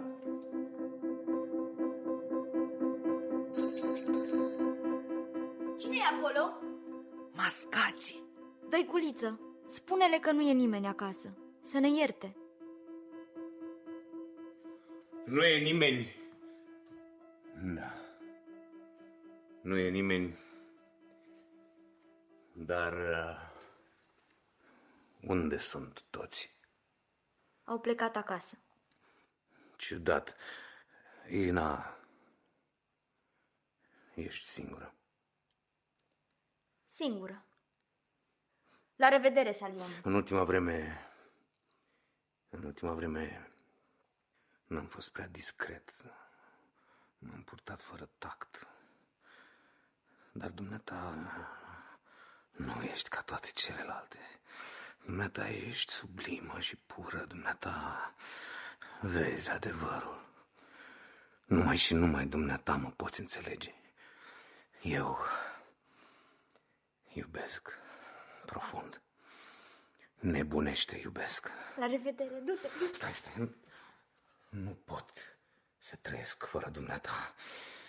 Binecuvântarea mea. Fericirea mea. Ochii ăștia superbi, minunați, răvășitori, cum n-am mai văzut la nicio altă femeie. Ajunge, Vasili Vasilici, ajunge! E pentru prima dată când îți vorbesc despre iubire și parcă nici nu-s pe pământ, ci pe altă planetă. Hei! E tot una. Dragoste cu Sila nu se poate, firește.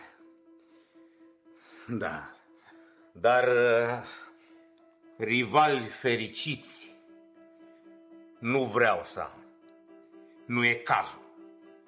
Îți jur pe toți sfinții că pe orice rival îl voi ucide. O femeie minunată. Aici o fi Andrei. Lasă-l să citească.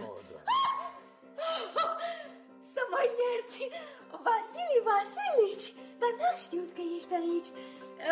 Eu sunt în haide de casă. Da? Ce contează? Rămâneți cu bine. Dar tu ești obosită.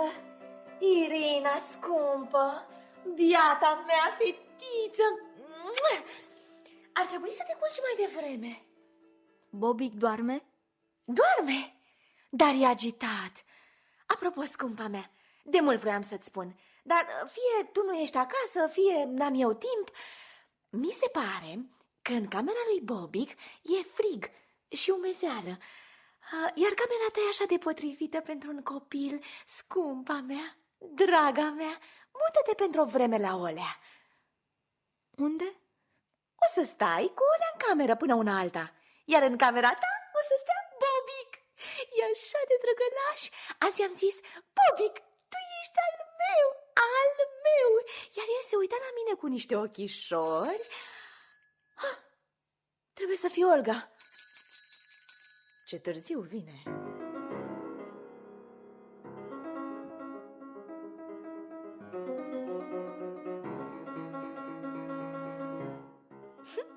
Protopopov? Ce om ciudat! A venit Protopopov și mă cheamă să mă plimb cu el, cu Troica. Ce ciudat sunt și bărbații ăștia. A mai venit cineva. Oare să mă duc să mă plimb un sfert de ceas? Spune-i că vin îndată! Sună. Probabil că e Olga.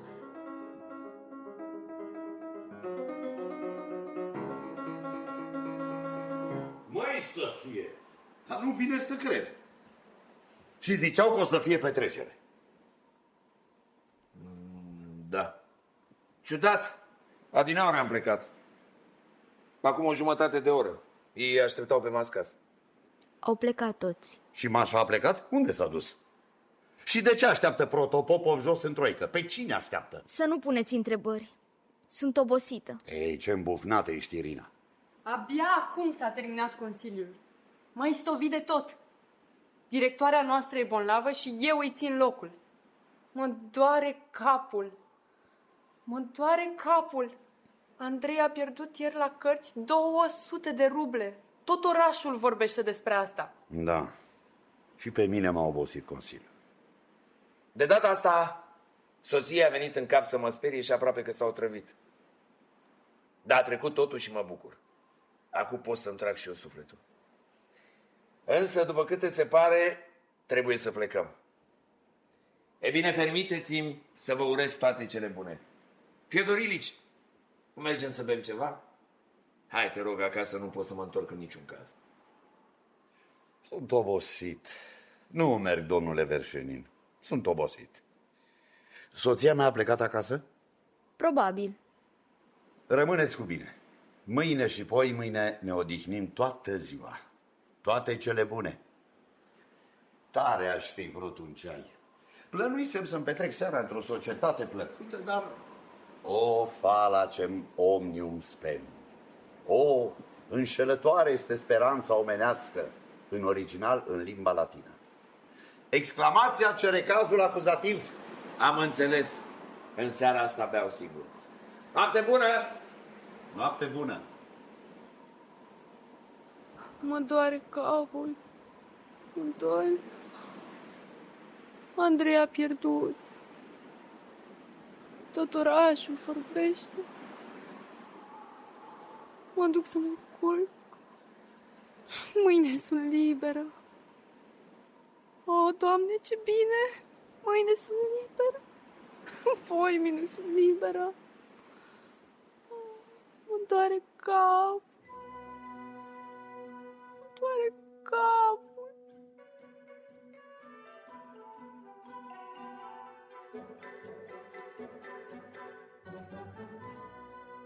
Au plecat toți. Nu mai e nimeni. Într-o jumătate de ceas o să fiu acasă. Doar să mă plimb un pic.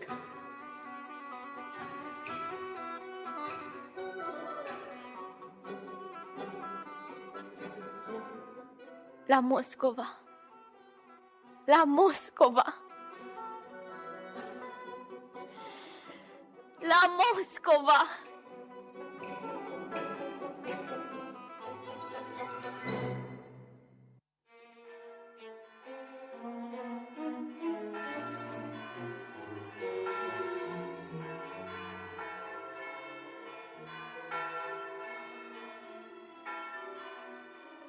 Acum stau jos sub scară și le-am zis, vă rog, cum e posibil? Poftiți sus, zic, se poate? Și ele plâng. Nu știm, zic, unde e tăticul. Doamne ferește, zic, ele să nu fie ars. Auzi ce le-a trecut prin cap. Și în curte sunt unii, tot dezbrăcați. Uite, ia și rochia asta gri. Și pasta. Și bluza asta. Ia și fusta asta, doiculiță.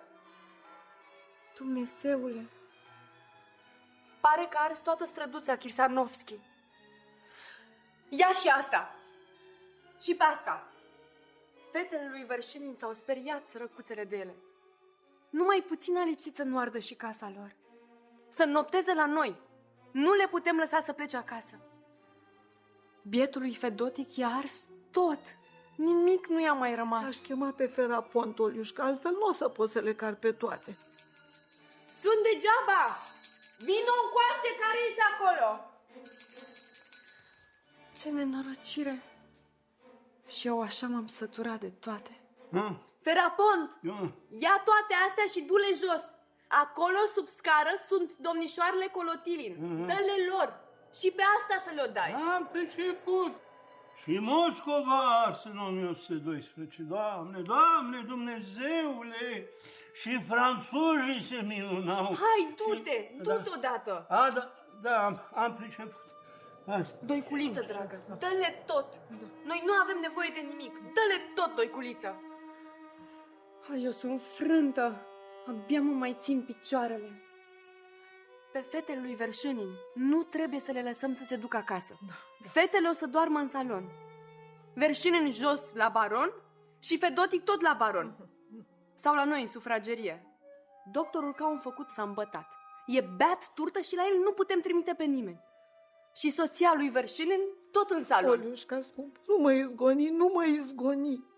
Vorbești prostii, Doică. Nu te izgonește nimeni. Iubita mea, neprețuita mea, eu trudesc, muncesc, dar o să mă lase puterile și toți au să zic că pleacă. Dar unde să mă duc? Am 82 de ani. Stai jos, Doiculiță. Ești obosită, sărmana de tine. Hai, odihnește-te. Odihnește-te, buna mea Doică. Ești albă ca varul. Natasha! Lumea vorbește că trebuie să se organizeze cât mai repede o comisie pentru ajutorarea sinistraților. Ce să facem? E o idee minunată. Întotdeauna trebuie să ajutăm pe oamenii sărmani. Este o obligație a celor bogați. Bobi, și să faci ca dorm. Dorm ca și cum nimic nu s-ar fi întâmplat. La noi în casă, peste tot e multă lume. Oriunde te duce, casa e plină. Acum în oraș bântuie gripa și mă tem ca nu cumva să o ia și copiii. Din camera asta nu se vede focul. Aici e liniște. Eu cred că arăt cam neglijent.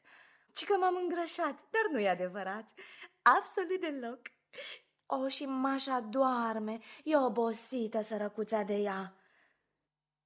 Anfisa!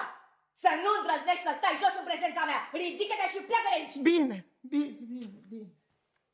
Chiar nu înțeleg, Olea. De ce o mai ții pe baba asta? Iartă-mă, nici eu nu te înțeleg. N-are ce căuta aici. E țărancă, ar trebui să trăiască la țară. Ce-i cu răsfățul ăsta?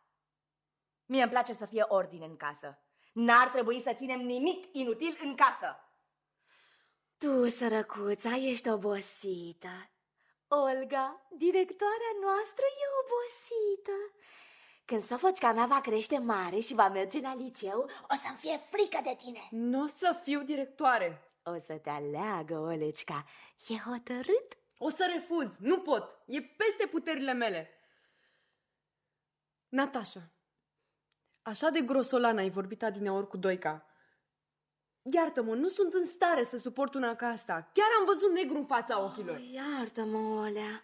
Iartă-mă. Nu am vrut să te supăr. Cum o înțelege? Noi suntem oameni educați. Poate că e ciudat, dar eu n-am să suport una ca asta. O atitudine ca asta mă apasă, mă îmbolnăvește. Pur și simplu mă lasă nervii. Iartă-mă, Olea, iartă-mă. Orice grosălănie, chiar și cea mai mică, orice cuvânt brutal, mă tulbură. Uneori vorbesc în plus, e adevărat. Dar trebuie să-mi dai dreptate, scumpa mea. Anfisa ar putea trăi și la țară. E deja de 30 de ani la noi. Da, dar vezi tu, acum ea nu mai poate să muncească. Sau nu te înțeleg eu pe tine, sau tu nu vrei să mă înțelegi pe mine. Nu mai poate să muncească. Nu face decât să doarmă și să stea. Și lasă să stea. Cum adică să o lasă să stea? Dar nu-i decât o slugă. Olga, eu nu te înțeleg. Eu am Doica la copii, avem fată în casă, bucătăreasă. La ce ne mai trebuie și baba asta? La ce? Noaptea asta am îmbătrânit cu 10 ani. Trebuie să ne punem de acord, Olea. Odată pentru totdeauna. Tu la liceu, eu acasă. Tu te ocupi de școală, eu de gospodărie. Și dacă spun ceva legat de slugi, știu eu ce vorbesc. Și de mâine să nu mai văd de aici pe hoața asta bătrână, pe hodoroaca asta bătrână, pe vrăjitoarea asta. Să nu îndrăznești să mă scoți din sărite, să nu îndrăznești. Dacă Anfisa nu pleacă de aici, o să ne certăm mereu, e îngrozitor! Unde e Mașa? Ar fi timpul să plecăm și noi acasă. Incendiul cică e aproape stins. N-a ars decât o stradă, dar la început, după cum bătea vântul, părea că o să ardă tot orașul. Oh, sunt istovit. Draga mea, Olecica, mă gândesc adesea că dacă nu era Mașa, eu cu tine m-aș fi însurat, Olecica. Tu ești așa de bună. Sunt rupt de oboseală, Olia. Ca un făcut, azi doctorul s-a îmbătat criță. E mort de beat. Ca un făcut. Auzi? Ce-i? Mi se pare că vine încoace. Auzi? Da, aici vine. Ce soi de om mai e și el, ce soi de om. Eu mă ascund. De 2 ani n-am mai băut și acum? Ce bandit! L-a apucat deodată și s-a îmbătat. Luar dracu pe toți să ia! Toți cred că dacă sunt doctor, știu să vindec toate bolile. Iar eu nu mai știu nimic. Absolut nimic. Am uitat tot. Din tot ce știam, nu mai aduc aminte nimic. Absolut nimic. Să-i ia dracu. Miercurea trecută am tratat o femeie care a murit. Și eu sunt vinovat că a murit.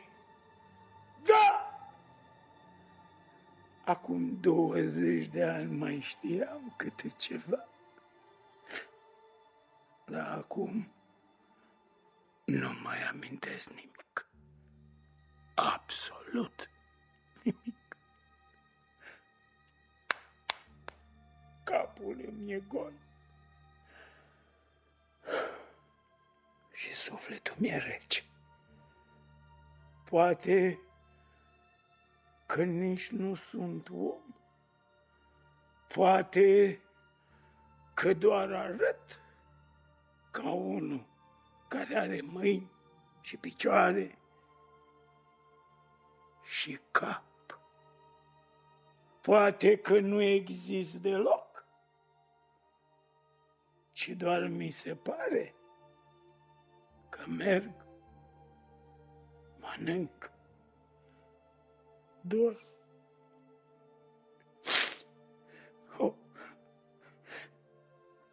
dacă n-aș exista. Dracu știe! Alaltăieri era o discuție la club despre Shakespeare, Voltaire. Eu n-am citit. N-am citit nimic. Da, dar lăsam impresia că aș fi citit. Și ceilalți la fel ca mine. Ce lipsă de bun simț! Ce lașitate! Și femeia aia care a murit miercuri din cauza mea, mi-am amintit de ea și mi-au revenit toate în minte și mi-am simțit sufletul torturat. Murdar, murșav! M-am dus și m-am îmbătat.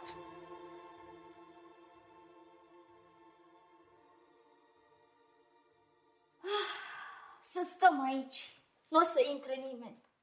Dacă nu erau soldații, ar fi ars tot orașul. Bravo lor! Oameni de aur! Cât curaj! Bravo!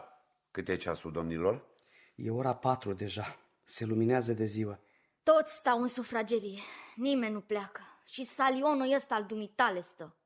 Dumneata, doctore, mai bine te-ai duce să te culci. Nu, n-am nimic. Mulțumesc. Ești mor de beat, Ivan Romaneci. Bravo, bravo. In vino veritas, spuneau anticii. Toată lumea mă roagă să organizez un concert în folosul sinistraților. Da, dar cu cine? Se găsește, voință să fie. Maria Sergeevna, de exemplu, cântă minunat la pian. Chiar cântă minunat. A uitat deja. De 3 ani n-a mai cântat. Sau de 4. Aici, în orașul acesta, absolut nimeni nu înțelege muzica. Nici măcar o ființă, dar eu înțeleg și pe cuvânt de onoare, vă asigur. Maria Sergeevna cântă admirabil, chiar are talent. Ai dreptate, domnule baron.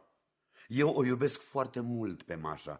E o femeie bună. Să știi să cânți așa de aproape de perfecțiune și în același timp să fii conștient că nimeni, absolut nimeni nu înțelege? Da. Dar oare se cade să participe la un concert?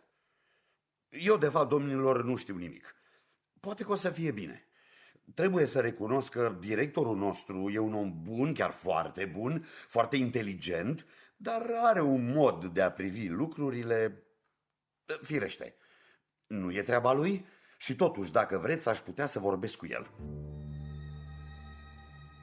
Doctorul Ceputăchin. Ce-i cu el? A luat ceasul de porțelan și ce face? Nu știu, se uită la el. Ia uite ce m-am murdărit. M-am murdărit foarte tare în incendiu, nici nu mai arăta om. Ieri am auzit în trecere că Cicar vrea să ne mute brigada undeva departe. Unii zic că în Polonia, alții că la Cita. Și eu am auzit. Ce-i de făcut? Orașul o să rămână pustiu. Și noi o să plecăm. Mii de bucățele! Să spargi un ceas de porțelan așa de scump? Of, Ivan Romaneci, nota 0 cu minus la purtare. Era ceasul răposatei noastre mame. Poate mamele, așa sunt ele. Poate că nu l-am spart, ci numai mi se pare că l-am spart. Poate că numai ni se pare că existăm, dar în realitate nu existăm. Eu nu știu nimic. Nimeni nu știe nimic. La ce vă uitați? La ce vă uitați?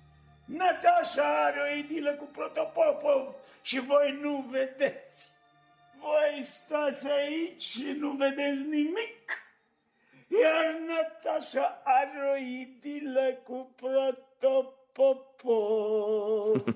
Tararabumbia, tararabumbi. Parcă văd că o să înghiciți și gălușca asta fără să ziceți nimic.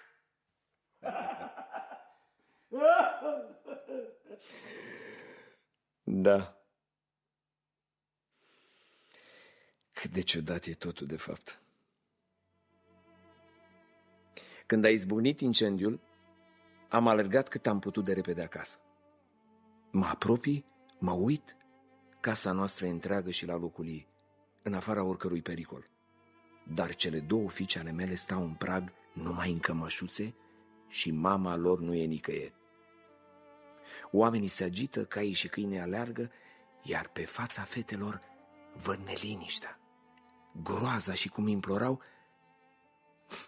nici nu știu ce. Mi s-a strâns inima când am văzut fețișoarele alea.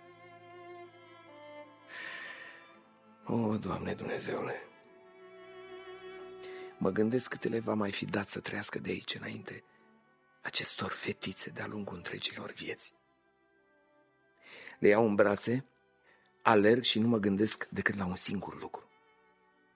Ce le va fi dat să mai trăiască pe lumea asta? Vin încoace, iar mama lor e aici, țipă și se enervează. Și atunci când fetele mele stăteau în prag, doar în cămășuțe, desculțe și strada era roșie toată de la flăcări și era un zgomot asurzitor, atunci m-am gândit că așa se întâmpla și cu mulți ani în urmă, când năvălea pe neașteptate dușmanul și prăda și dădea foc. Și de fapt, care-i diferența între ce a fost și ce este? Și o să treacă un timp, vreo 200-300 de ani, și cei de atunci cred că se vor uita la viața noastră actuală cu teamă și cu ironie. Da, și tot ce considerăm noi actual, lor o să li se pară greoi și dificil, foarte inconfortabil și ciudat. Cine știe ce viață o să mai fie și aia? Ce viață! Iertați-mă! Iertați-mă, iar m-am apucat să filozofez. Permiteți-mi să continui, domnilor. Acum îmi doresc îngrozitor de mult să filozofez. Am o dorință nebună. Vă întreb eu ce viață o să fie. Noi putem doar să ne imaginăm. Oameni ca voi acum în oraș sunt vreo 3, dar în generațiile viitoare vor fi tot mai mulți și mai mulți. Și va veni vremea când totul se va schimba după cum veți vrea voi. Vor trăi ca voi, iar apoi și voi veți îmbătrâni și se vor naște alți oameni mai buni ca voi. Azi am o stare de spirit cu totul și cu totul specială. Am o poftă de viață a naibii de mare.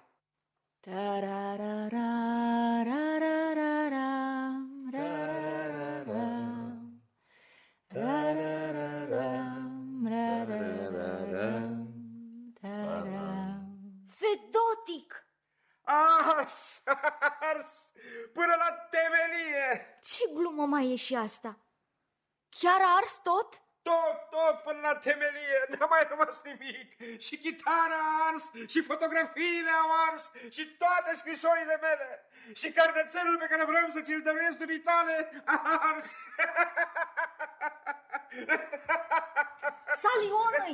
Nu, te rog, pleacă. Pleacă, aici nu se poate. Nu se poate. Dar de ce baronul poate și eu nu? Chiar trebuie să plecăm. Ce se mai aude cu incendiu? Ci că se stinge. Nu, mie mi se pare absolut ciudat. De ce baronului îi e permis și mie nu? Parfum. Sticluța cu parfum se parfumează. Ta-da-da-ri. Ta-ra-ra-ra. Ta-da-da-ri. Gata, m-am parfumat. Salioni, să mergem în sufragerie. Bine, așa și notăm. Ideea asta pot să o clarific mai bine, dar mi-e teamă să nu dau cuiva peste nas. Baroane. Piu, piu, piu, piu, piu, piu, piu, piu, piu. Baronul doarme. Ce mult a fumat salionul ăsta. Domnule baron, domnule baron, domnule baron. Și totuși ce obosit sunt. Fabrica de cărămidă. Nu bat câmpii. Chiar am să mă duc în curând la fabrica de cărămidă și am să încep să muncesc. Am avut deja o discuție. Irina, ești așa de palidă, așa de frumoasă, așa de fermecătoare. Mi se pare că paloarea dumitale luminează aerul ăsta întunecat ca lumina. Ești tristă, ești nemulțumită de viață. Hai cu mine să mergem să muncim împreună. Nicolae Lvovici pleacă de aici. Mașa, ești aici? La revedere, Irina. Eu o să plec. Mă uit la dumneata acum și mi-aduc aminte cum vorbeai mai de mult de ziua dumitale onomastică, cu însuflețire și veselie despre bucuriile muncii. Și ce fericită mi s-a părut atunci viața. Ai lacrimi în ochi. Du-te la culcare. Deja se luminează de ziua. Se face dimineață. Dacă mi-ar fi permis, mi-aș da viața pentru dumneata. Nicolae Lvovici pleacă. Plec.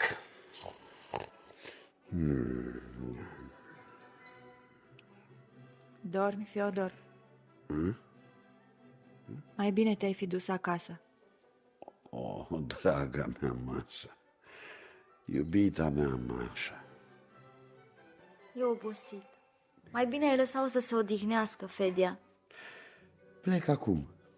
Soția mea cea bună și minunată. Te iubesc, unica mea iubire.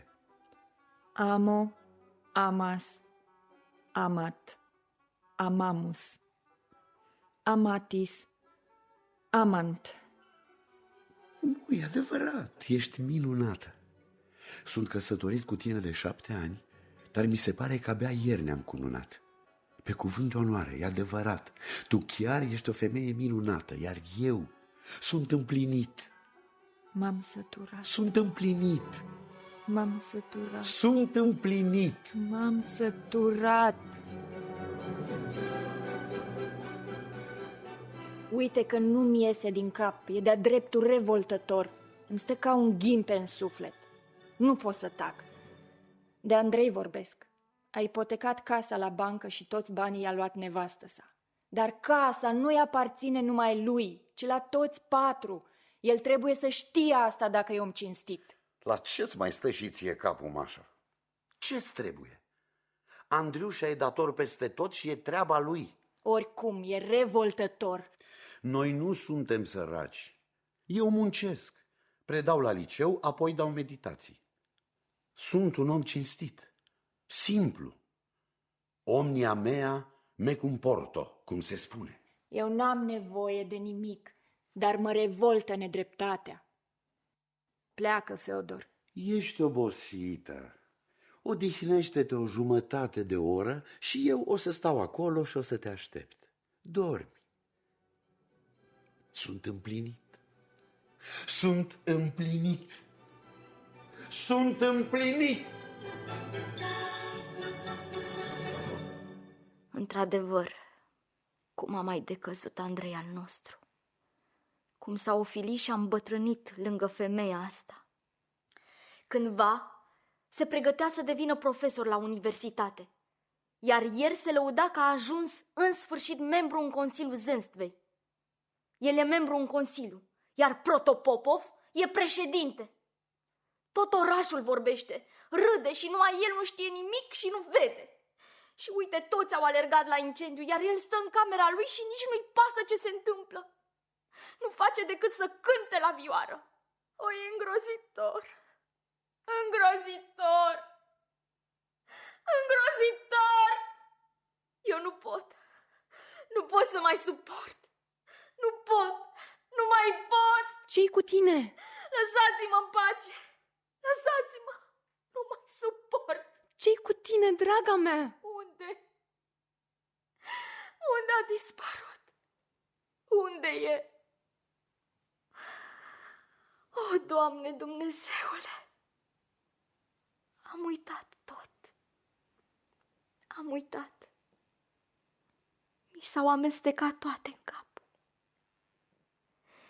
Nu mai mi-aduc aminte cum se spune la fereastră în italiană sau la tavan. O să uit tot. În fiecare zi uit câte ceva, iar viața trece și niciodată nu o să se mai întoarcă. Niciodată. Și noi nu o să mai plecăm niciodată la Moscova. Simt că nu o să mai plecăm. Draga mea, ce nefericită sunt. Nu pot să muncesc. Nu o să mai muncesc. Destul, ajunge. Am lucrat la telegraf. Acum lucrez la administrația orașului și urăsc, disprețuiesc tot ce mi se dă de făcut. Am deja 24 de ani. Muncesc deja de multă vreme și mi-e creierul uscat. Am slăbit, m-am urățit, am îmbătrânit și n-am nimic, niciun fel de mulțumire. Iar vremea trece și mie mi se pare că mă îndepărtez de viața cea adevărată și frumoasă. Mă îndepărtez tot mai mult și mai mult. Dispar într-o prăpastie. Sunt disperată și chiar nu înțeleg cum de mai sunt în viață, cum de nu m-am sinucis până acum. Nu plânge, fetița mea. Nu plânge, mă doare și pe mine. Nu plâng. Ajunge. Ei, uite, deja nu mai plâng. E destul. Ajunge. Draga mea, îți vorbesc ca soră, ca prietenă. Dacă vrei sfatul meu, mărită-te cu baronul. Îl respect și îl apreciez foarte mult. Ce-i drept, nu e un bărbat frumos, dar e un om așa de cum se cade, așa de curat. Vezi tu, oamenii nu se căsătoresc din iubire, ci din datorie. Eu cel puțin așa gândesc și eu m-aș mărita fără să iubesc. Oricine m-ar cere, m-aș mărita oricum, numai să fie om cinstit. Chiar și cu un bătrân m-aș mărita. Eu am tot așteptat să ne mutăm la Moscova. Acolo mi-aș fi întâlnit adevăratul meu destin, pe ursitul meu. Am visat la el, l-am iubit. Dar s-a dovedit că totul e în zadar. Draga mea, totul e în zadar. Sora mea cea minunată, eu te înțeleg perfect. Când baronul a renunțat la armată și a venit la noi îmbrăcat civil, mi s-a părut așa de urât că am și început să plâng.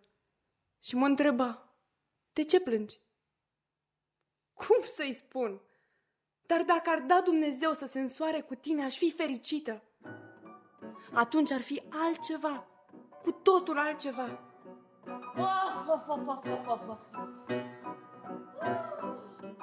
Natașa asta umblă de parcă ea ar fi pus focul. Tu, Mașa, ești cam proastă. Aș vrea să vă fac o mărturisire.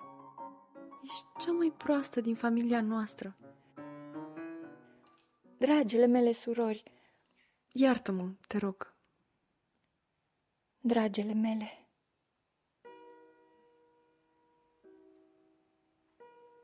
mă doare sufletul. Mă destăinuiesc vouă și nu o să mai spun niciodată nimănui.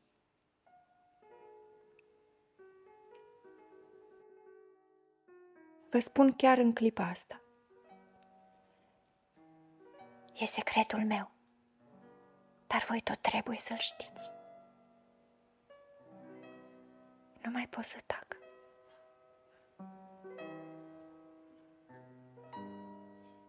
Iubesc.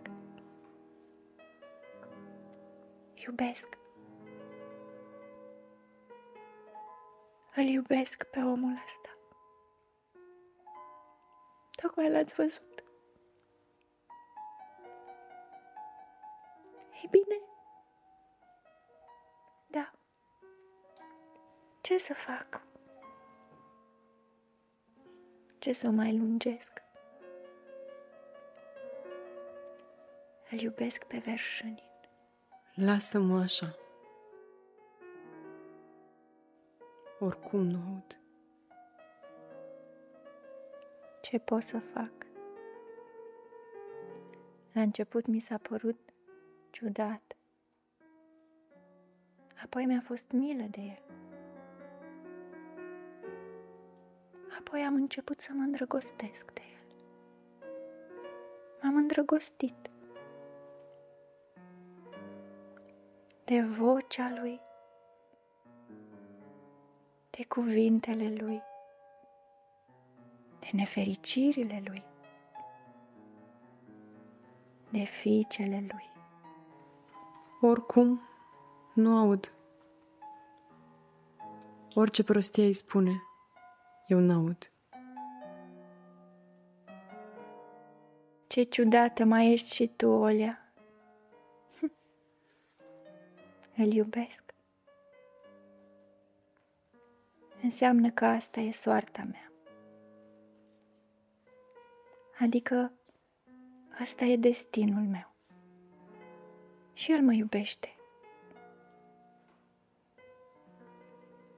Totul e înfricoșător. Nu e bine, nu?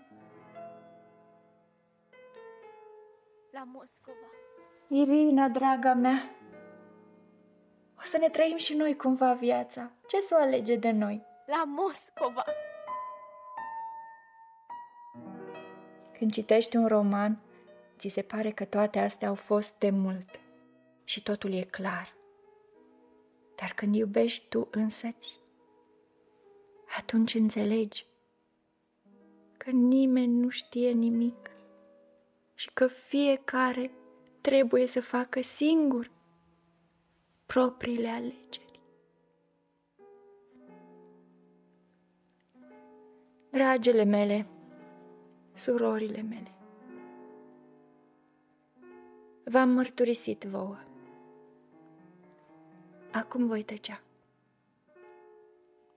Acum, ca nebunului Gogol. Tăcere. Tăcere.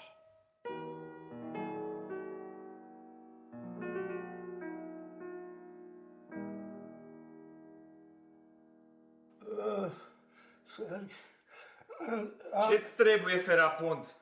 Nu înțeleg. Eu, Andrei Sergeevici, v-am spus de 10 ori. În primul rând, eu nu sunt cu tine Andrei Sergeici, ci înălțimea voastră. Da,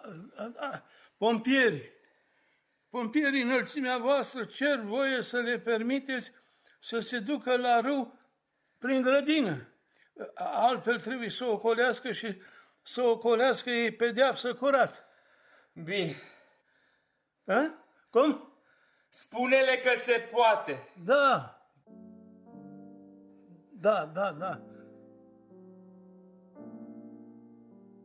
M-am săturat. Unde e Olga? Andrei. Am venit la tine să-mi dai cheia de la dulap. Pe a mea am pierdut-o. Tu ai o cheiță așa micuță. Da. Mulțumesc. Și ce incendiu uriaș. Acum a început să se stingă. Dracu știe de ce m-a scos din sărite Ferapont ăsta. I-am spus numai tâmpeni. Auzi, înălțimea voastră. De ce taci, Olea? Ajunge cu prostiile astea și nu mai face figura asta. Îți e foarte bine. Tu ești aici, Mașa e aici, Irina e aici, e perfect. Hai să vorbim deschis, odată pentru totdeauna. Ce aveți împotriva mea? Ce? Lasă, Andriușa, o să ne lămurim mâine. Ce noapte cumplită! Nu te enerva. Eu te întreb calm și liniștit. Ce aveți împotriva mea? Spuneți-mi direct.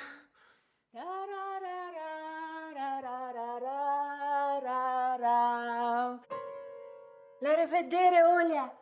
Dumnezeu să te aibă în pază! Irina doarme liniștit. La revedere, Andrei! Du-te și tu, surorile sunt obosite, te lămurești mâine. Așa e, Andriușa, să o lăsăm pe mâine. E timpul să dormim. Numai să vă spun și plec. Acum, în primul rând, voi aveți ceva împotriva Natașei, soția mea. Și asta am observat chiar din ziua anunții noastre. Dacă vreți să știți, Natașa este o ființă minunată, cinstită, sinceră și distinsă. Asta e părerea mea. Este soția mea. O iubesc și o respect. Înțelegeți? Eu o respect și vreau să o respecte și ceilalți. Repet, e o ființă cinstită și distinsă.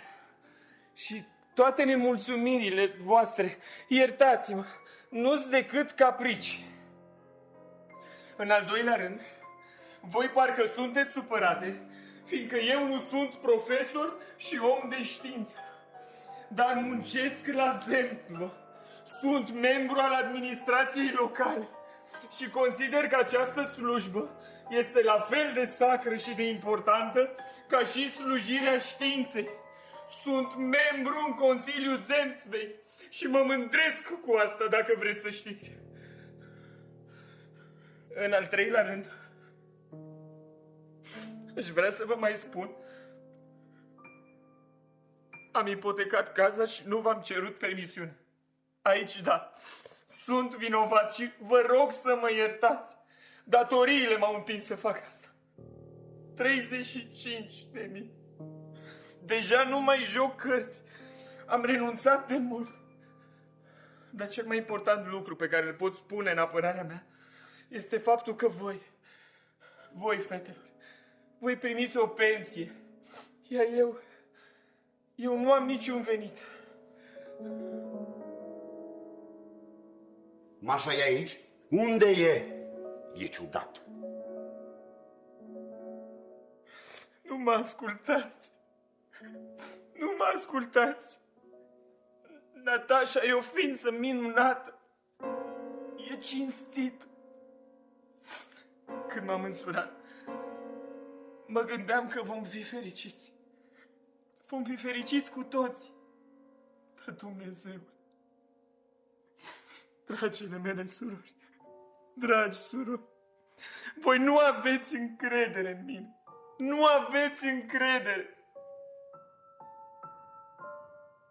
Unde-i Mașa? Mașa nu e aici? Uimitor. Olea, cine bate în podea? Doctorul Ivan Romaneci. E beat. Ce noapte agitată. Olea, ai auzit? Brigada o să fie mutată de la noi. O mută undeva departe. Nu sunt decât zvonuri. Atunci o să rămânem singuri, Ei, Olea. și? Scumpa mea, draga mea, eu îl respect, îl prețuiesc pe baron, e un om minunat, o să mă mărit cu el, dar accept numai dacă plecăm la Moscova. Te implor să plecăm. Nicăieri în lumea asta nu e mai bine ca la Moscova. Să plecăm, Olia, să plecăm.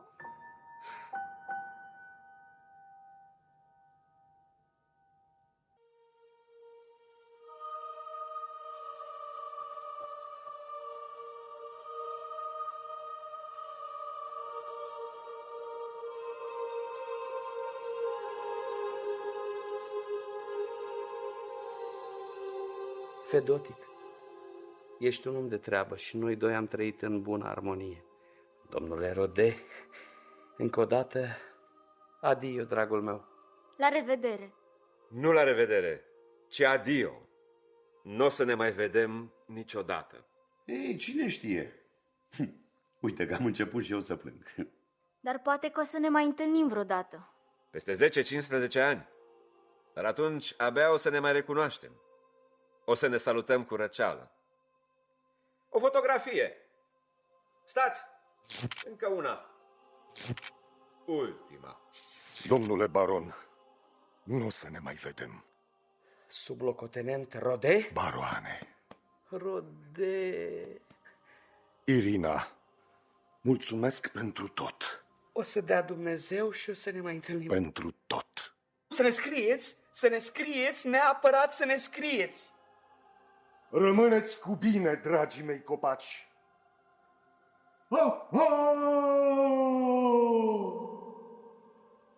Adio, ecou.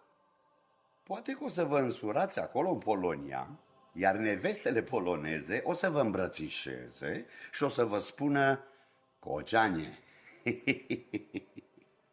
A mai rămas mai puțin de o oră. Din bateria noastră numai Salioni o să plece cu șlepul. Noi plecăm cu batalionul de luptă. Azi pleacă 3 baterii de divizie, mâine alte 3 și în oraș se așterne liniștea și pacea. Și o plictiseală de moarte. Dar Maria Sergeevna, unde e? Mașa e în grădină. Trebuie să ne luăm rămas bun și de la dumnei. Rămâneți cu bine. Adio. Trebuie să plec, altfel o să încep și eu să plâng. Ce bine am trăit noi aici. Domnule profesor Kulugin, e pentru dumneata, ca amintire. Un carnețel cu un creion. Mulțumesc. Adio. Sublocotenent Rode, să o luăm pe aici, spre râu. Adio!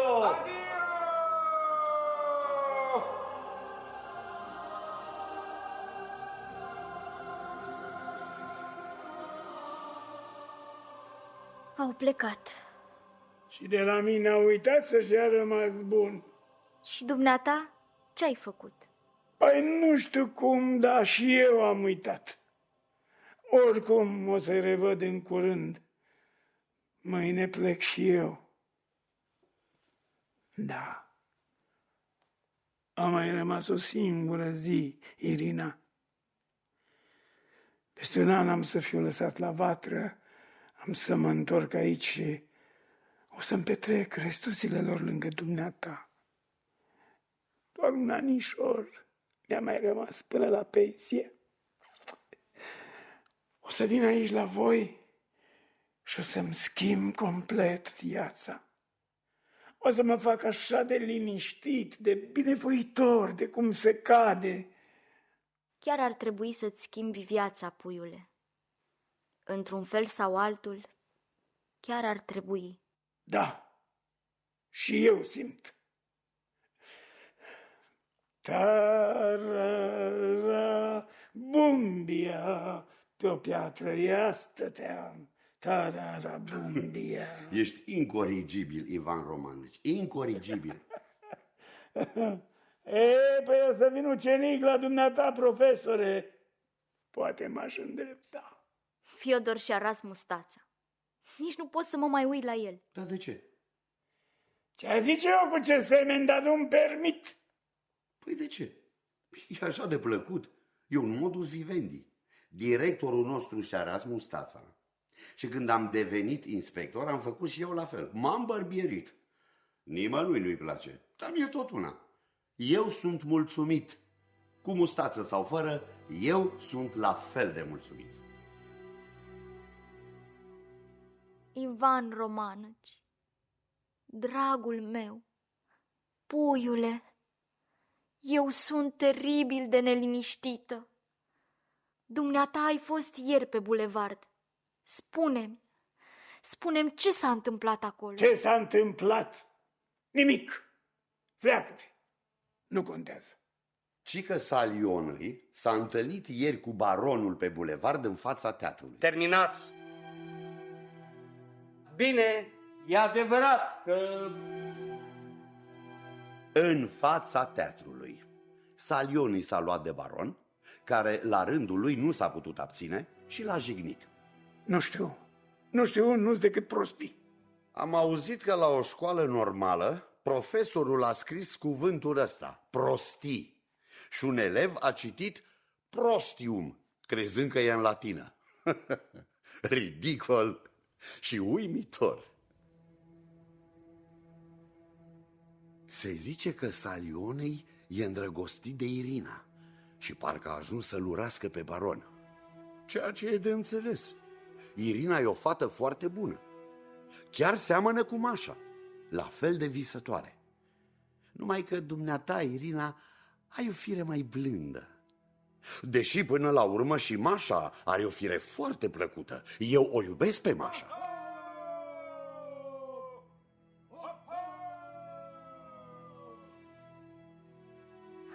Nu știu de ce, dar pe mine azi totul mă sperie.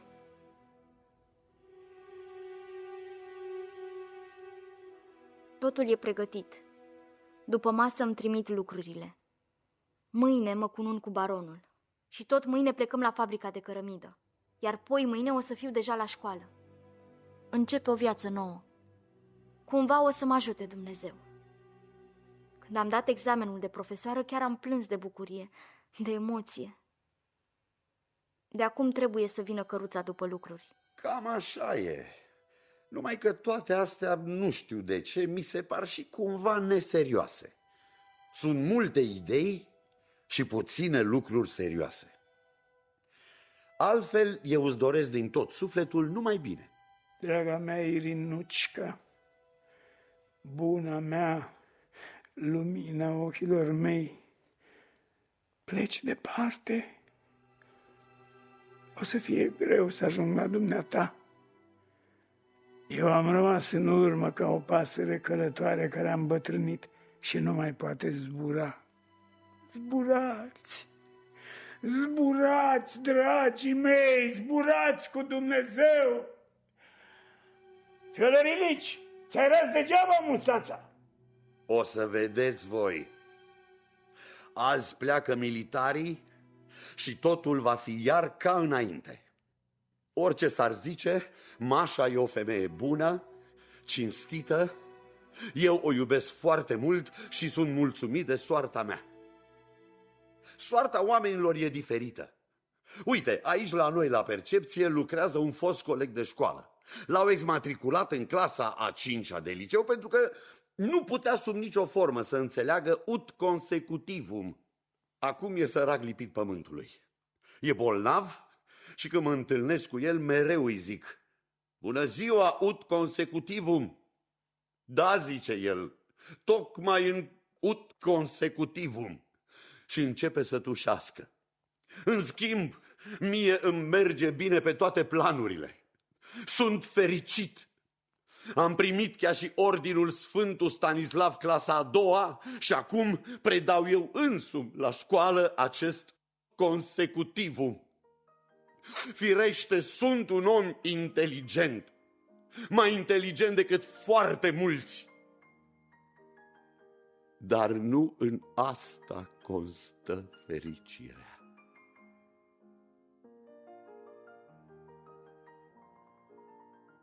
De mâine seară nu o să mai ascult această melodie. Rugăciunea unei fecioare. Și nici nu o să mă mai întâlnesc cu Protopopov. Și azi a venit. Stă acolo în salon. Directoarea n-a venit încă? Nu. Am trimis după ea. Dacă ai ști cât de greu mi-e să stau singur aici, fără Olia. Ea locuiește acum la liceu. E directoare, e toată ziua prinsă cu treabă. Iar eu stau singur aici, mă plictisesc. N-am nimic de făcut și urăsc camera asta în care stau. Așa că m-am hotărât.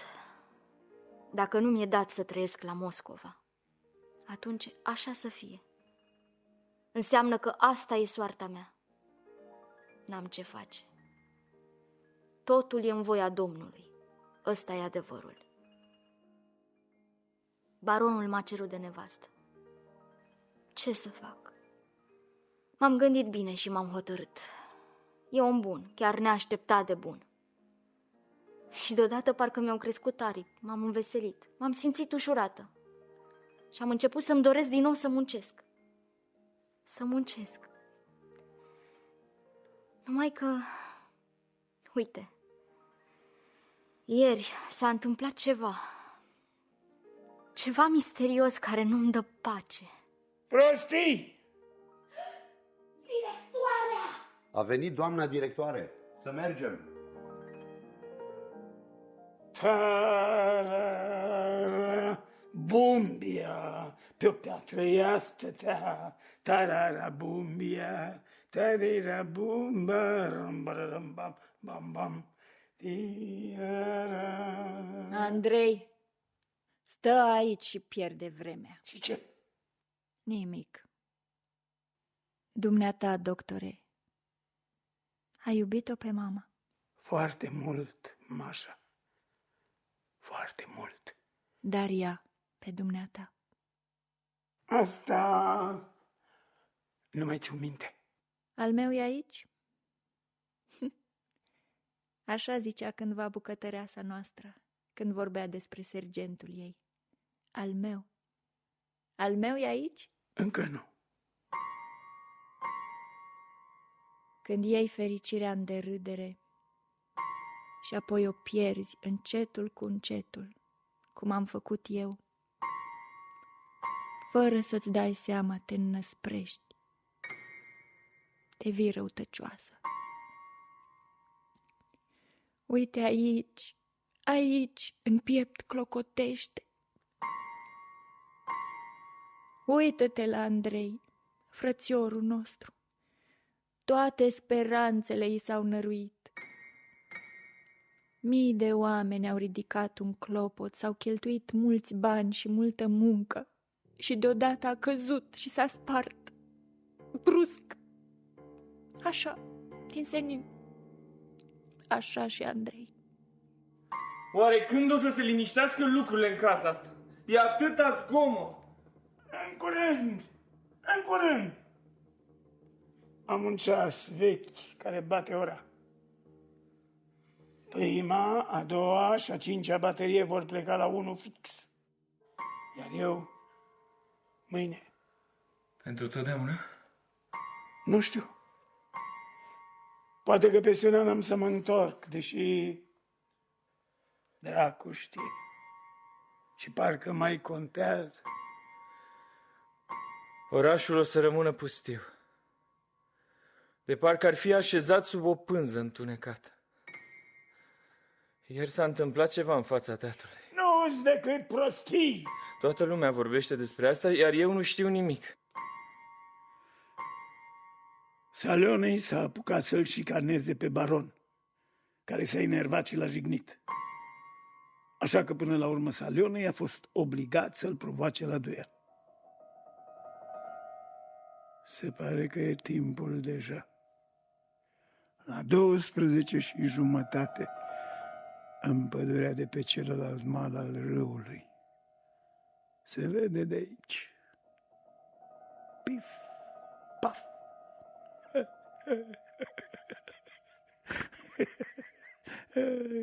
Salione și închipuie că e Lermontov. Chiar scrie și versuri. Dar lăsând gluma la o parte, e deja la al 3-lea duel. Cine? Salionei. Dar baronul? Ce-i cu baronul? Toate se încurcă în capul meu. Și totuși, eu zic că nu trebuie să-i lăsăm. L-ar putea răni pe baron. Sau chiar ucide. Baronul e om bun, dar cu un baron în plus sau în minus, nu-i tot aia. Lasă-i, tot aia e. Ia uite, ăsta e al doilea martor, el strigă. E deja în bașcă. După părerea mea, și să participi la duel, și să asiști, fie și în calitate de medic, este pur și simplu imoral. Se pare numai. Nimic nu există pe lume. Nici noi nu existăm, ci numai ni se pare că existăm. Și tot aia e. Uite așa o ține cât e ziua de lungă. Vorbește, vorbește și iar vorbește. Când trăiești într-o climă ca a noastră, parcă vezi că și începe să ningă, iar ei tot înainte cu aceleași discuții. Nu mă duc în casă. Nu pot să intru acolo. Să-mi spuneți când vine Verșinin. Uite că pleacă deja și păsările călătoare. Gâște sau lebede. Dragele mele, fericitelor! Se golește casa. Ofițerii pleacă. Voi plecați. Sora noastră se mărită. Și o să rămân numai eu în casă. Dar soția? Soția e soție. Ea e o femeie cinstită. Cum se cade, cum să zic, e bună. Dar cu toate astea are în ea ceva care o coboară la nivelul unui soi de animal mărunt, orb, meschin. În orice caz, ea nu e om. Îți vorbesc ca unui prieten. E singurul om în fața căruia îmi pot deschide sufletul. Eu o iubesc pe Natasha. Asta e clar. Dar uneori mi se pare uluitor de vulgară și atunci mă pierd. Eu nu înțeleg de ce o iubesc așa de tare. Sau cel puțin am iubit-o. Frate, eu mâine o să plec. Poate că nu o să ne mai vedem niciodată. Așa că uite care e sfatul meu. Știi ceva? Puneți pălăria, ia-ți bastonul și pleacă. Pleacă și du-te. Du-te fără să te mai uiți înapoi. Și cu cât o să te duci mai departe, cu atât mai bine. E timpul, doctore. E deja 12:30. Imediat m-am săturat de voi toți.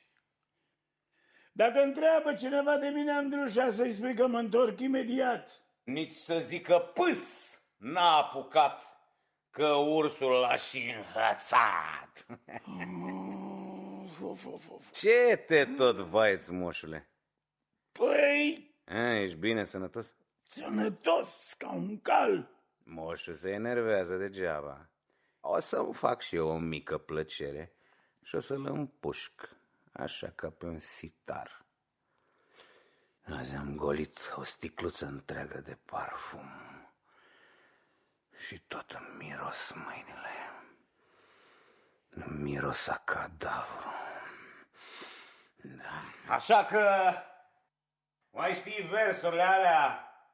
Și ea cu zbucium în furtuni gonește, de parcă pacea-i în furtuni găsește. Hai da!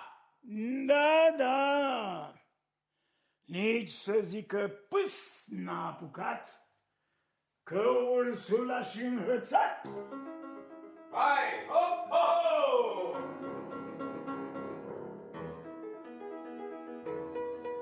Trebuie semnat în hârtiile astea înălțimea voastră. Lasă-mă în pace, Ferapont, lasă-mă, te implor. Totuși, hârtiile trebuie semnate.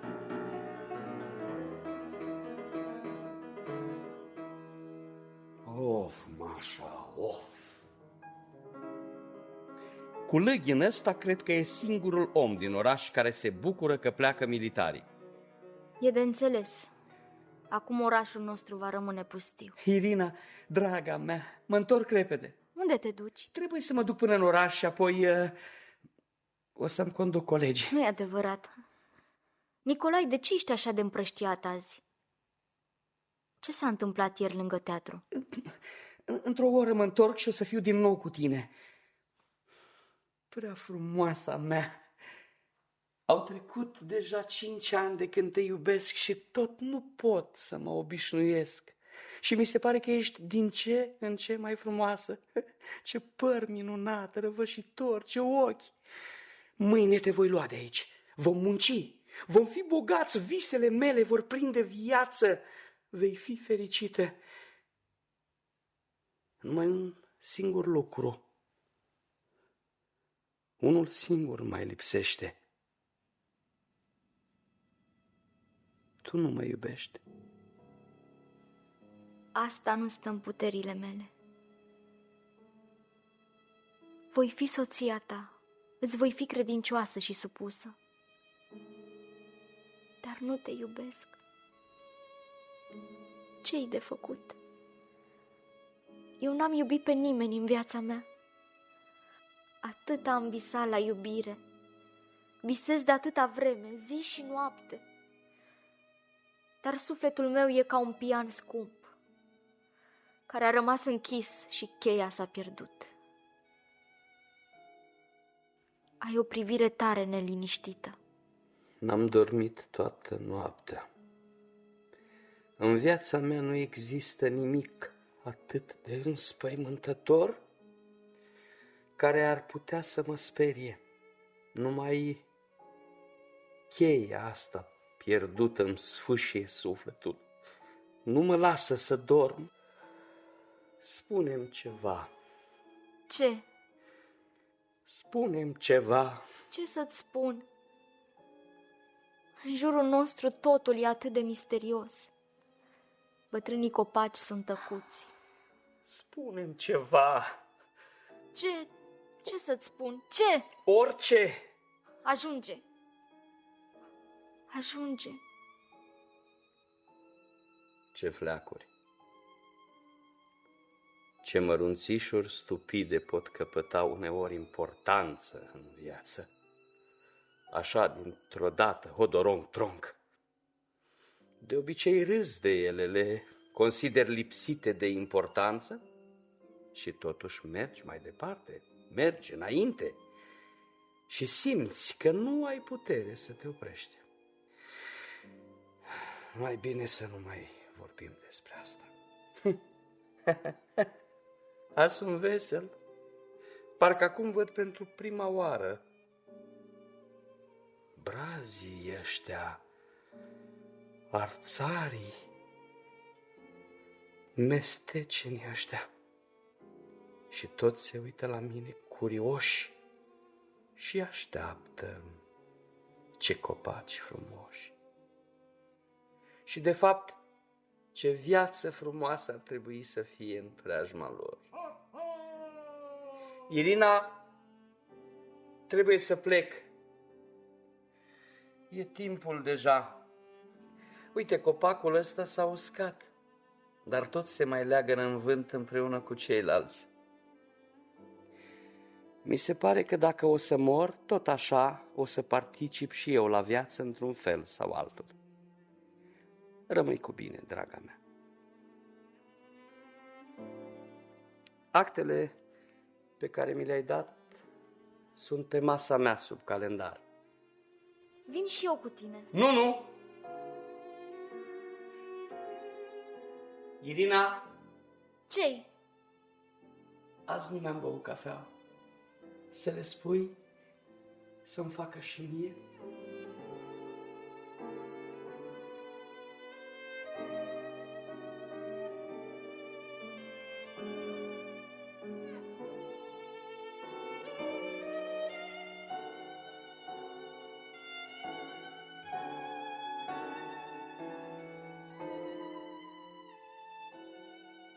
Andrei Sergeevici, Andrei, doar nu hârtiile mele, sunt ale statului.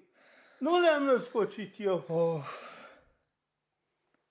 Unde e? Unde s-a dus trecutul meu? Unde-s vremurile când eram tânăr, vesel, deștept, când visam și gândeam frumos, când prezentul și viitorul mi-erau luminate de speranță. De ce noi, oamenii, nici nu începem bine să trăim, că și devenim plictisitori, mediocri, neinteresanți, leneși, indiferenți, inutili, nefericiți. Orașul nostru există deja de 200 de ani, are 100.000 de locuitori și nici măcar unul nu e diferit de ceilalți. Nu avem nici măcar un erou, nici în prezent, nici în trecut. Nu avem nici măcar un savant, nici un artist, nici măcar pe cineva cât de cât remarcabil, care ar putea trezi invidia sau o dorință puternică de a limita. Nu fac decât să mănânce, să bea, să doarmă și apoi mor. Se nasc alții și de asemenea mănâncă, beau, dorm și ca să nu se tâmpească de plictiseală, își condimentează viața cu bârfe răutăcioase, vodcă, jocuri de cărți, șicane. Soțiile își înșeală soții, iar soții mint. Se fac că nu văd și nu aud nimic. Și influența asta incredibil de vulgară îi copleșește pe copii. Și sclipirea divină se stinge în ei. Și ajung și ei la fel de jalnici, cadavre care seamănă între ele. Ca și tații și mamele lor. Ați spus? Ce vrei, Ferapont? Să semnați hârtiile. M-am săturat de tine. Azi portarul de la Percepție zicea că dacă ar fi iarnă la Petersburg, zicea, ar fi un ger de minus 200 de grade. Prezentul este respingător. Dar în schimb, când mă gândesc la viitor, îmi e așa de bine. Totul devine așa de ușor, de generos. În depărtare începe să se vadă lumina și văd libertatea. Văd cum eu și copiii mei ne eliberăm de lipsa asta de acțiune, de cvas, de rața pe varză, de somnul de după masă, de parazitismul josnic. 2000 de oameni ar îngheța. Lumea zice ar fi înspăimântată. Nu știu, la Petersburg sau la Moscova. Nu mai țin minte. Dragele mele surori, minunatele mele surori, Mașa, sora mea. Cine vorbește așa de tare? Tu ești Andriușa? O să o trezești pe Sofocica. Il ne faut pas faire du bruit. La Sofie dormait deja. Vous êtes un urs. Dacă vrei să vorbești tare, dă-l cuiva căruciorul cu copilul. Ferapont! Da? Ferapont, ia căruciorul de la boier.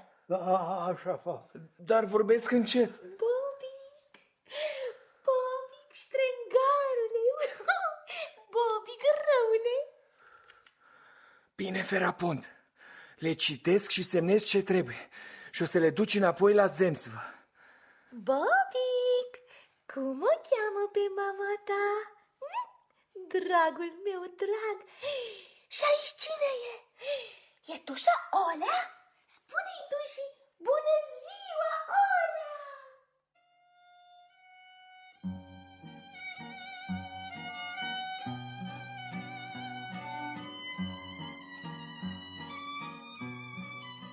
În grădina noastră e tot un dute vino.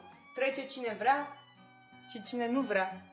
Doică, dă-le ceva muzicanților.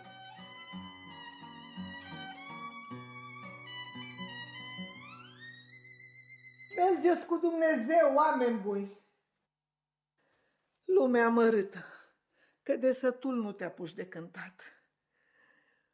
Bună ziua, Irina! Uite așa, fata mea, mai trăiesc și eu, mai trăiesc. Stau la liceu, în locuința de serviciu, scumpa mea, împreună cu Oliușca. A avut grijă Dumnezeu de mine la bătrânețe. Eu, păcătoasa, n-am trăit așa de când mama m-a făcut. Locuința e mare, e de la stat și am o cameră numai pentru mine și un pătuc. Toate sunt de la stat. Mă trezesc noaptea și îi mulțumesc lui Dumnezeu și Maicii Domnului că nu există om mai fericit ca mine pe lumea asta. Vom pleca imediat, Olga Sergeevna. E timpul. Domnule Verșin. Vă doresc tot binele din lume. Dar unde e Maria Sergeevna? E pe undeva prin grădină. Mă duc să o caut. Te rog, mă grăbesc. Mă duc și eu să o caut. Mașenca! Hei, Mașenca! Olga Sergeevna, totul are un sfârșit. Iată că și noi ne despărțim. Orașul ne-a invitat la un fel de dejun. Am băut șampanie, primarul a ținut un discurs, iar eu mâncam și ascultam. Dar sufletul meu era aici, la voi. M-a obișnuit cu voi. Oare o să ne mai vedem vreodată? Probabil că nu. Soția mea și cele 2 fiice vor mai rămâne aici încă vreo 2 luni. Te rog, dacă se întâmplă ceva sau au nevoie de ceva... Da, firește. Pleacă liniștit. Mâine nu va mai fi în oraș nici măcar un militar. Totul va deveni amintire. Și desigur pentru noi va începe o nouă viață.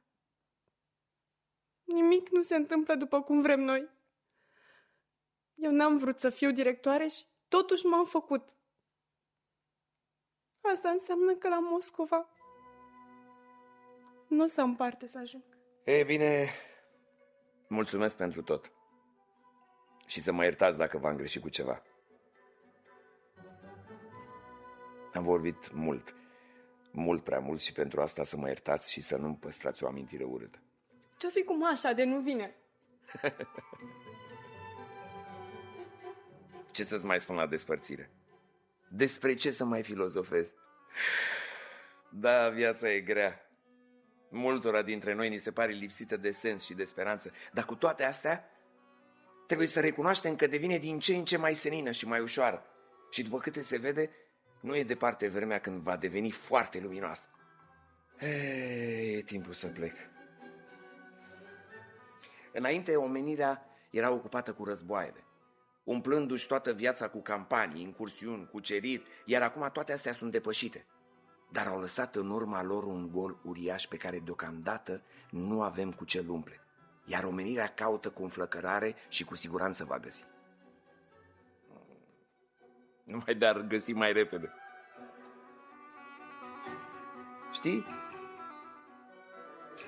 Dar adăuga la dragostea de muncă și educația, iar la educație și dragostea de muncă, eu totuși trebuie să plec. Uite-o că vine.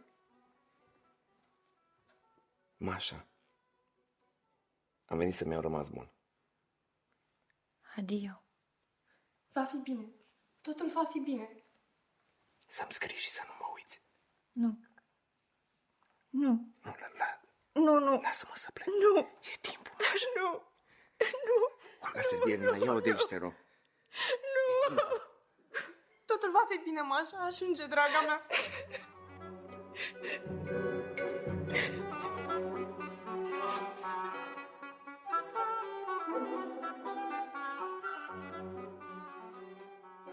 Nu-i nimic, las-o să plângă. Las-o! Draga mea Mașa, buna mea Mașa, tu ești soția mea și eu sunt fericit orice ar fi. Eu nu mă plâng, nu-ți fac niciun reproș. Uite, și Olia e martoră. O să începem să trăim din nou ca înainte. Și eu nu o să-ți spun niciun cuvânt, nicio aluzie. Pe un golf de mare, verde un stejar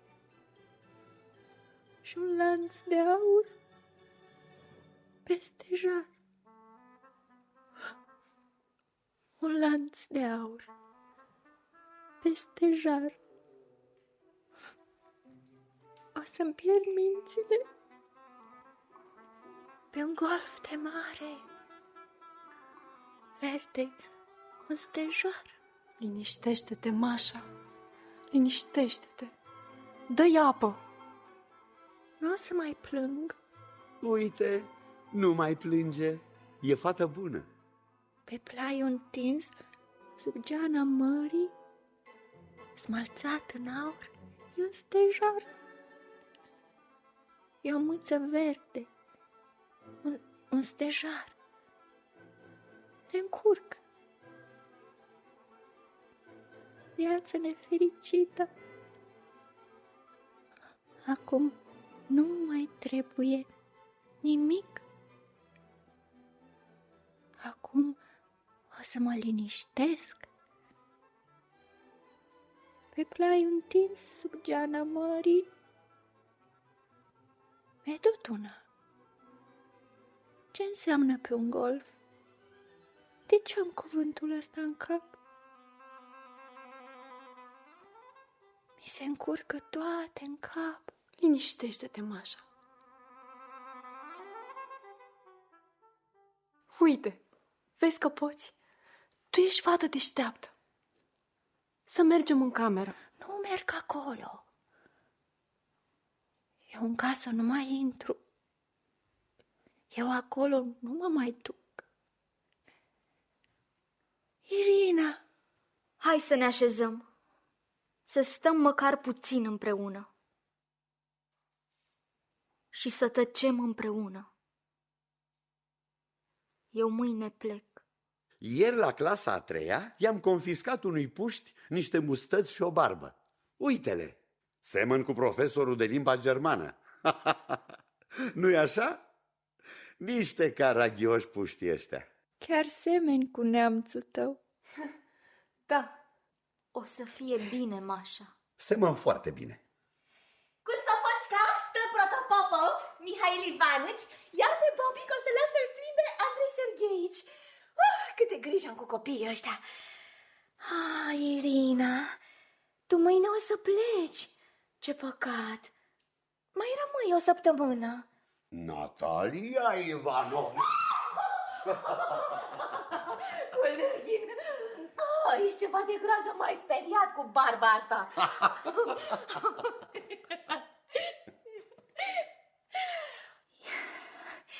Irina, crezi că o să-mi fie ușor să mă despart de tine? În camera ta o să-l mut pe Andrei cu vioara lui, să scârție acolo cât o vrea.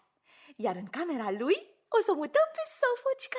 Oh, minunat, grozav copil. Ce mai fetițică am.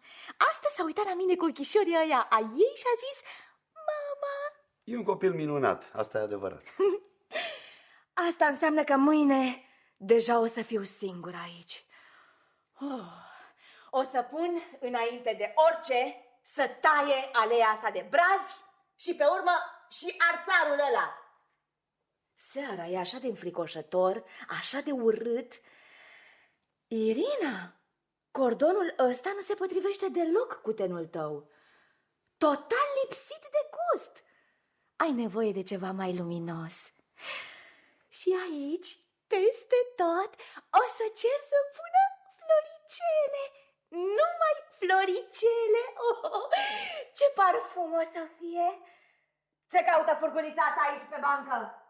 Ce caută furculițata aici pe bancă, am întrebat? Iar s-a dezlănțuit.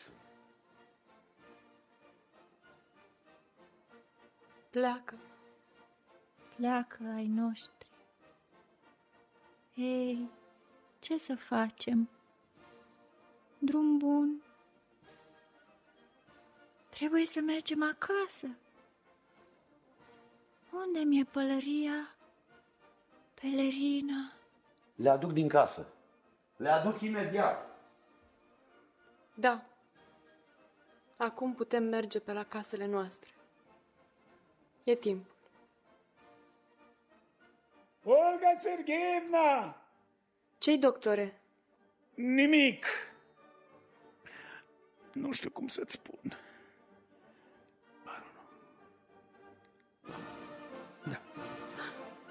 Nu se poate.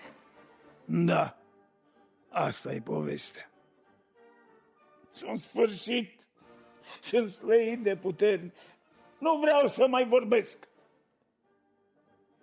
Și la urma urmelor, tot una e. Ce s-a întâmplat? Ce zi îngrozitoare! Nu știu cum să-ți spun, draga mea. Spune mai repede ce e. Pentru numele lui Dumnezeu. Baronul a fost ucis în duel. Știam eu. Știam. Sunt obosit. Lasă-le să plângă.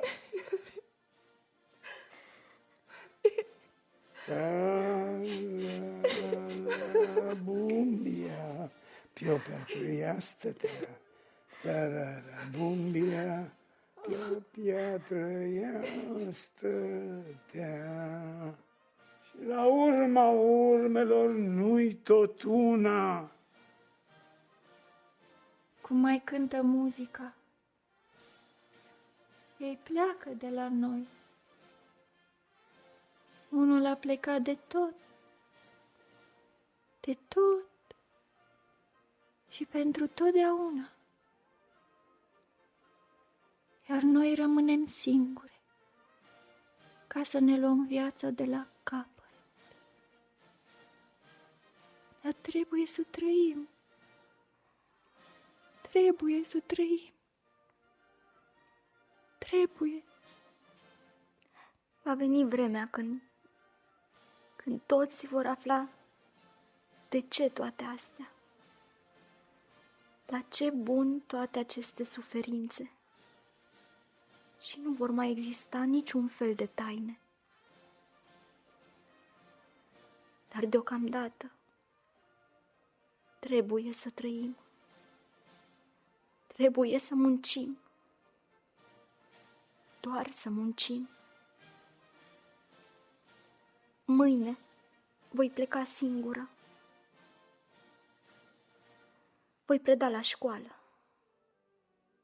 Și toată viața eu voi închina celor care, poate, au nevoie de ea. Acum e toamnă. În curând va veni iarna. Se va așeza zăpada. Iar eu voi munci. Voi munci.